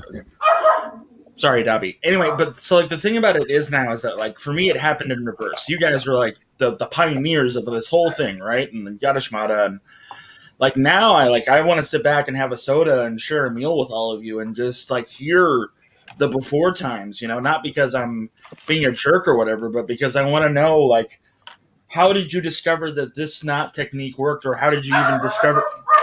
Sorry. Or how did you even discover how you could build to the side or things like that? Because we all start out with this brick goes on top of this brick goes on top of this brick, and this brick is on top of that brick, and we're done, and we have something. But then you take this, and it's we all grow as builders to a degree. I'm not trying to flaunt that I built that really well or anything, but. All right, let me see if I can share this. This is what happened for me, and this is, I will say, iron sharpens iron all the time. Okay, and if you want to get Chris's tirade in a much more unabridged form, you can watch the the Forever Sorting with Chris, because it's going to be very similar. Yeah. Take us to Flickr, Chris. I'm going to Brick Shelf. Thank you very much. Yeah. So. Let me share a screen. This one, this is how it changed, and we were making it up as we go along. This is what I built and was quite proud of it. Yeah, I remember that. Yeah, right. It's square, it's blocky. It maybe has a little bit of side. But look, I use the engines from the launch command on the sides, right? Okay. Curves are sexy. Yeah. Look at that thing. Look at that photography, by the way. Do you see that? And I can't zoom anymore because this is literally 640 by 480. Okay. But so let me share what happened within a year and a half to 2 years. That's a beautiful background with the 48 by 48 sort of. Yeah, right. We didn't know what we're doing. So then within not very long, it went to this. Okay. Yeah. In less than 2 years, you went, well. Yeah. Okay. Wow. And I'm not trying to. I'm not saying. This is the first mock I made that people said, "Hey, that's really good." You know what I'm saying? and it set up a whole building. I mean, I found my groove, the way I like to build and everything. But if someone posted that online today, people would still think it was a cool build, even though that uses technology from like 15 years ago or something. Yeah. So I mean, I had guys teaching me or encouraging me to use Photoshop and to take a better picture, but also Mark using that canopy on a mock. I was like, I got to use that and everything. In fact, that was supposed to just be a drop ship for a bigger ship, and it became a really good thing. I still have that model I need to get it out and dust it off and everything because I'm never going to break it down. But within going to one convention and spending time online and seeing pictures and everything, it went from, don't just settle, stretch yourself a little bit and find your build groove. And I still build that way today and everything because I like it. But it was also, we were just bluffing our way through, Jeff. I mean, but we were also, the good thing about some of us like Gil and Mark and I, we would tell each other, and we were a little mean in that community to each other, and that made us a little bit snotty to people coming in. We got, elite and all that. You mean like reposting a failed rover repeatedly for months on end? That's just funny though. Like this? It is not far away. Never. But that's the thing though, is it's also we were needing each other to hang out with each other, finding our brethren and our sisters and things like that. We were also allowing each other to go, dude, that's crap. You could do this. And, don't use 15 colors when 3 will do and all this other kind of stuff. And also saying, don't try to build something so big that your collection can't support it. Build to the size of your collection. Even if you build something small, build something great. And so we built on each other and I know Nick is in the chat there. He came in a little bit late to that game. Andrew is here. Is that Nick Capados in the chat? Yeah. We were all doing that together, and it was a small group of us, but And do you know what else was really cool too? Is like I remember going into work like every day. We'd be chatting, and then it would be like whatever forums, like classics, like neoclassic space, or when to move to Flickr or whatever it was, right? But with a group of about maybe, let's say, outside 20 of us, more or less, building the same stuff, every day there'd be something new. Someone would be putting something new. Because we were also at a time in our lives where there wasn't as much stuff going on, so we could actually generate a lot more things. And also, I don't think we were quite building as big. At least, I never have. But particularly like you and Mark, you still built big for the conventions, but on like the day to day, you guys would be sort of like doing smaller builds. But man, like I just remember that, like that got me through like years of work that I hated because I knew that I would come in every day. There'd be something there that I'd go, okay, that's cool, but I'm also learning. This is also school, right? And that was, to me, that was the awesome part. But to be fair, that still happens today, despite all the different media. It's just that it's just a much wider platform, right? Like, but I can say in regards to that is that, I've only been doing this for 10 months. Yeah. And I've been learning so much, and I've been so grateful from the outreach, from the community, and from Jason. If it wasn't for Jason, I wouldn't be here in this chat or this, I don't know what you want to call it, this like TED Talk. And I'm still learning and I'm still growing. And if that's what Fazoom could do in 1 year, from the blocky spaceship to the spaceship now. Like, I'm excited to see, because I'm because of the community and because of the platforms that I found my groove and figuring out what I can do and what I'm capable of. But Fazoom, you did say something that was very beautiful, and Brick Pit did just mention it. Build to the size of your collection. And that's something that I'm trying to learn, and that's something that my brother keeps slamming at me. He's like, you have like a medium-sized amount of pieces, and you keep having these grandeur ideas for a large thing. But you should build to the size of your collection. Build what your collection is capable of without stretching it and having to buy new pieces. And I'd like to point out that this is a nugget of knowledge that Chris omitted to tell me until now. So is that why your collection is so big? And he will often refer to the fact that I go overboard or I overachieve. And this is because I see these things that people have done, and I'm like, I got to do that. But yeah, no, and it's funny because, and I joke, but at the same time, though, a lot of my builds wind up becoming a little smaller because I am building to the pieces that I have. But it does encourage me to buy more pieces because I am looking for that day when I do build some juggernaut to go right along with Chris and Mark's chips at a show one day, because I'm slowly getting there with Moonbase, and that's where that's gone and gone crazy with. And there is something funny about that. Like on Instagram, there's a guy named Gabor Galata, I think his name is, and he builds comic buildings and things like that. And in my head, I'm like, the first big building I'm ever gonna do is the Daily Planet. Like when I get there, I'll know and I'll build it.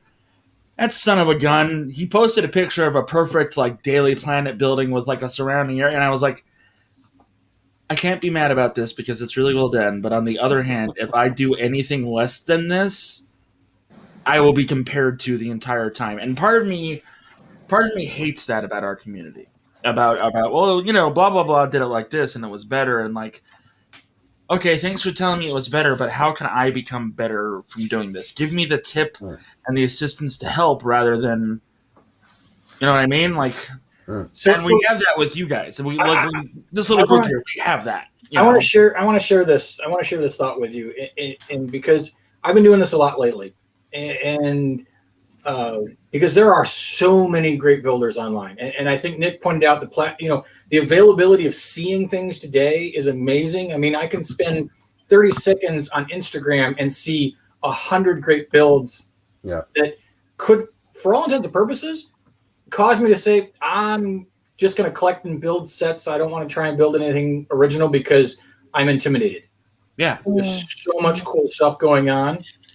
And I think it would be very easy. And it's kind of dovetails into a topic I wanted to bring up. It might be for something later on, that as a community, as large as it is and as many people are out there, so many Lego people don't participate with other people.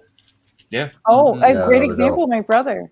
Yeah. Like I'm gonna talk about my brother again. Like he has so many. Whether great it's things. introverts, yeah, or whether it's they don't feel confident about their building techniques, or there's multiple reasons of why they may shun from other Lego builders. But I mean, if it wasn't for Matthew asking me at the Lego counter when he was checking me out at the store one day, and he's like, "All right, oh yeah. No, I'm definitely not the right build for Matthew."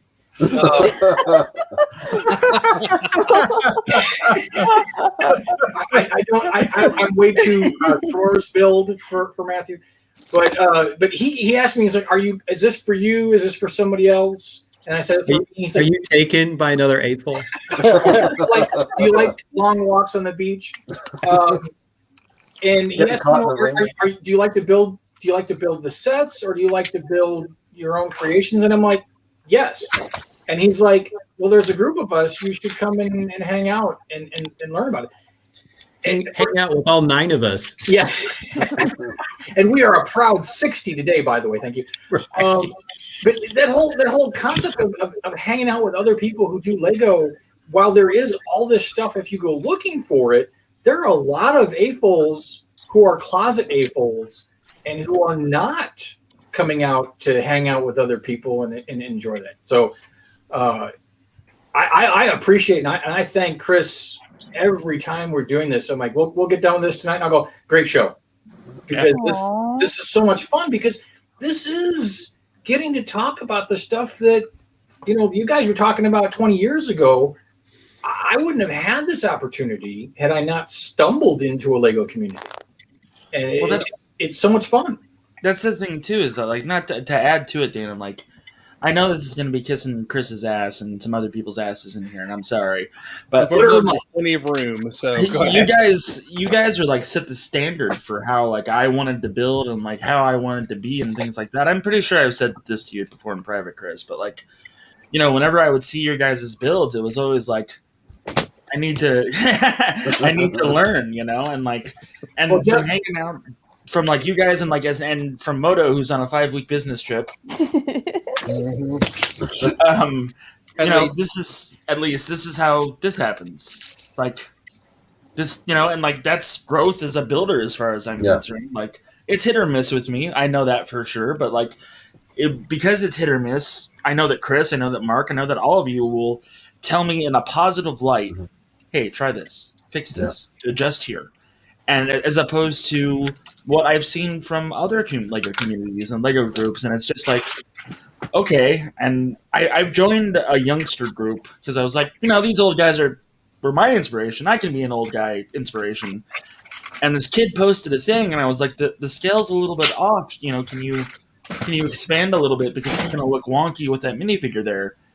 And the kid went on a tirade about how I'm a horrible fat human being, and how like I don't know anything about Lego. And I was like, oh, okay.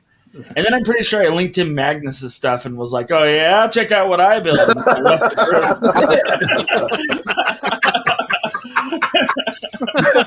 Yeah, but I mean, there are people who started out, you know, maybe 15 years ago, and the first year or so they were in the community, they were building, you know, they were maybe inspired by stuff that I did or other people in the military building theme, and then they just suddenly got real good, like real good. And some of those, you know, there are people who maybe cite me as an early inspiration, and now they're outbuilding me, and I think that's awesome. Like I think that is. I'm not saying there isn't a bit of competition. That's fine. Like that's great. Like, you know, it goes back and forth. And I build plenty of things that don't get off the ground that I don't post pictures of. But you know, yeah. And it's probably says that you don't post pictures of them because they will come back to haunt you weeks and weeks and weeks later. See, that's the thing that gets me, Magnus, is like, why the hell aren't you working for Brickmania? It's like some of your military builds and everything else. Like, why aren't you sending them design concepts and being like, check this out? I know that like that's not the goal for you. I'm being a little silly about it, but like some of their stuff is awesome. But then I look at your stuff and I go, yeah, he did it better. You know, so like. That's a kind of view. I mean, I have not been headhunted by anyone to Brickmania, but it also hasn't occurred to me to ask Brickmania if they, you know, are hiring. Right. And I look at what Brickmania do, and some of their stuff is outstanding. So some of it, I'm like, perhaps every now and then I'll see something they do, and I'll be like, maybe it could have been a little better. But generally, I think what they do is very good. And you know, there's, you know, I don't think I've ever bought a you know, an expensive Brickmania tank on my own, but like I appreciate what they're doing. They do good work. But also, I don't have Jeff, $700 to go back to your point, Jeff, you know, about those kids you're saying, you know, who want to flew off the handle after you try to give some constructive criticism. Make no mistake, there was tons and tons of those dudes back in the day too. Oh, I don't doubt it, man. They didn't stick around. Yeah, Chris, like I mean, Chris, flash the PG-13. Flash it. Yeah. Go ahead, flash it. Flash it. Flash it. There's a round, man. So I don't know if you heard me. No, I can guess. Okay, I'll repeat. The PG-13 movie gets one of these. There's a bunch of fucks all around. So it doesn't surprise me at all. And I'm pretty sure I'm not invited back next week at this point. Good night, everybody. but this is the thing too, is like as Chris was saying, you know, iron sharpens iron and stuff. It's also like a weaning down process too, right? And that's the thing, is that if you have people who build in a community, like whether it's Lego, you know, it can be photography, it can be whatever it is, as people start to produce stuff, you tend to get people who not only are their builds good, but they're actually good people. They tend to sort of like just kind of congregate, right? And because those are the people who are not only doing good work, but they're inspiring other people to do good work, either by example or by education and by, you know, being generous with their time and themselves, right? And I think that's what you kind of see in any positive hobby. And and that's, I think, has been the strength of Lego all this time. And that's when you get something that's going on here. Everyone here in this chat, they're talented, artistic, people. But the thing that makes them special is what else they bring to it, right? It's themselves that they bring to it. Absolutely. One of the forums I'm a member of, and I'm actually trying to remember which forum. I think it's the Modular Forum. I was asked, like, would I be willing to serve as a mentor about a year ago? And I thought, well, I've only been building for like 5 years. I don't really know that I should be mentoring anyone, but I signed up for it anyways. And I thought, well, if there's things that I can help other people who are like, more at the beginning of their journey than the end. And, I've done a couple sessions with people and just giving them, just trying to share with little things that I have myself tried to improve in the way that I build. And, I was just chatting with somebody last week. We did a little Saturday Facebook chat, and he was very appreciative of the comments. And I mostly was just talking about color choices, and I talk about depth. I talk about color choices, and I talk about actually one of the things I'm going to talk about is something that Giddens gets a little embarrassed, but Giddens is very good at storytelling with his vignettes and the sense of motion. And I feel like I don't do that at all. And as a building guy, I should try to incorporate more storytelling into it. And some people are really good at that. I mean, so when I go to a show and I see and I'm spacing on his name, but at the Atlanta show, there was a guy who had this amazing mock-up with Spider-Man and like superheroes, and you could see this whole like battle unfolding outside of this building. And I was like, holy cow, he's built a building, but then he's also telling this whole like battle scene, and a kid can walk by and get a feel for not just the building, but an event. Yeah. And seeing other people do stuff like that helps me to think about, well, that's a place I'd like to go someday in something that I make. And then hopefully I can encourage other people who are trying to improve their skills. I mean, I haven't mastered everything I hope to master, but I feel like I've improved in a few areas. And if I can share that with somebody else, I'm more than happy to do that. So. Speaking of which, I'm going to hit up Gil for photography lessons a little bit later next week, by the way. Sure. Yeah, please. Hey, Matthew, I think actually, if I'm correct, you're talking about the mock that my kid made, and that's very honoring. Thank you very much. The Spider-Man thing, that was great. If it was OC's. OC's. You're talking about that one? Well, great. So yeah. I'm not going to ball then. All right. But yeah, no. His OC had the whole thing where you had to go find all the things. Yeah.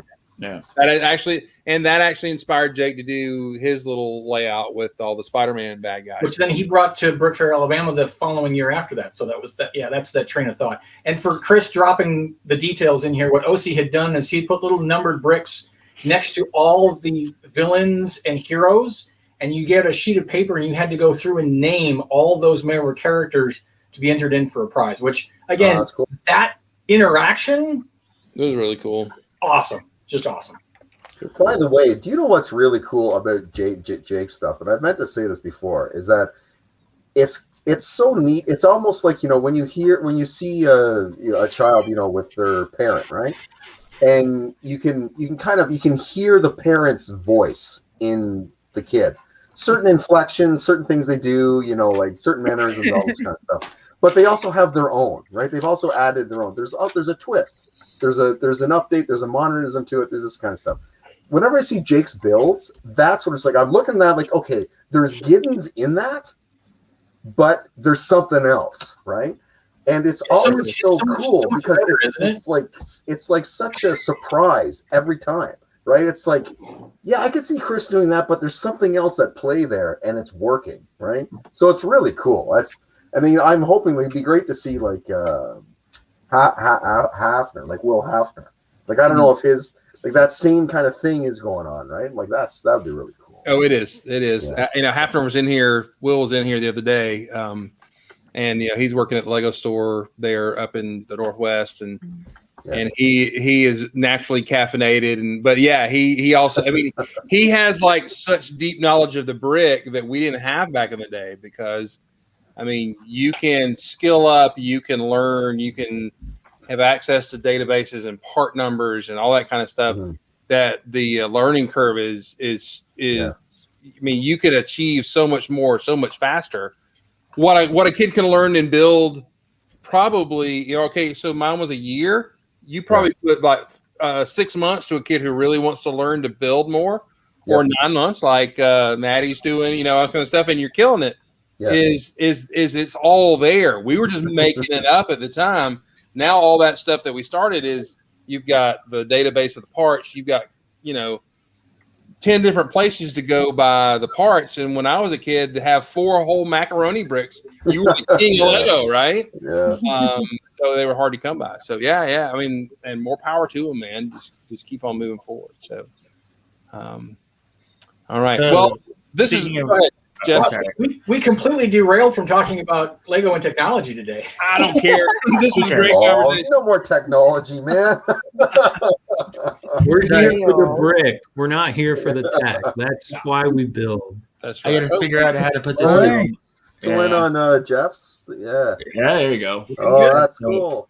Ooh, I like that. Oh, I That like oscillating thing is so cool. so neat. Is that that's not It rotating rotates in the inside middle. there? Yeah. It does rotate, but it's a little stiff. Oh, that's cool. For lack of a that's better good. word. I like That's it. really cool. That's really cool. Very cool. Yeah. It really needs a teal separator, I think. Well, yeah.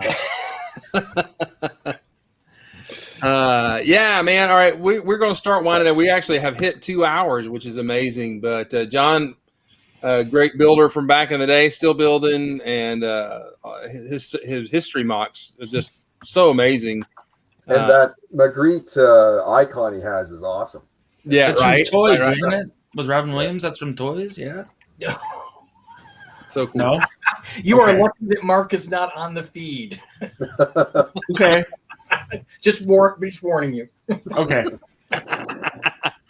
Yeah, we're going to land this plane here. Thank y'all for joining us tonight. We had a great conversation over here on the side here. Great conversation. And that's the thing. You want to encourage somebody. You also need to take somebody who wants to encourage you. There's sometimes that people need to encourage you by telling you you're not doing your best or this could be better. And what you do with that is whether you move forward or not. You can make excuses or you can make progress. You can't make both. And that goes for Lego, that goes for life, that goes for everything else. So when somebody, even if somebody you think maybe, making fun of you or whatever, you don't need to take any of that. But if somebody's giving you some criticism or something like that, there may be a grain of truth in that you need to hold on to and grow from. So that's a good thing. So, hey, as we're heading out, remember, be kind to your neighbor, be nice to someone, and for crying out loud, wear a mask. We are grateful for y'all. Thank y'all for being here tonight. Have a good night, everybody. Thank y'all for joining us in the chat. Good night, everybody. See ya. Hello.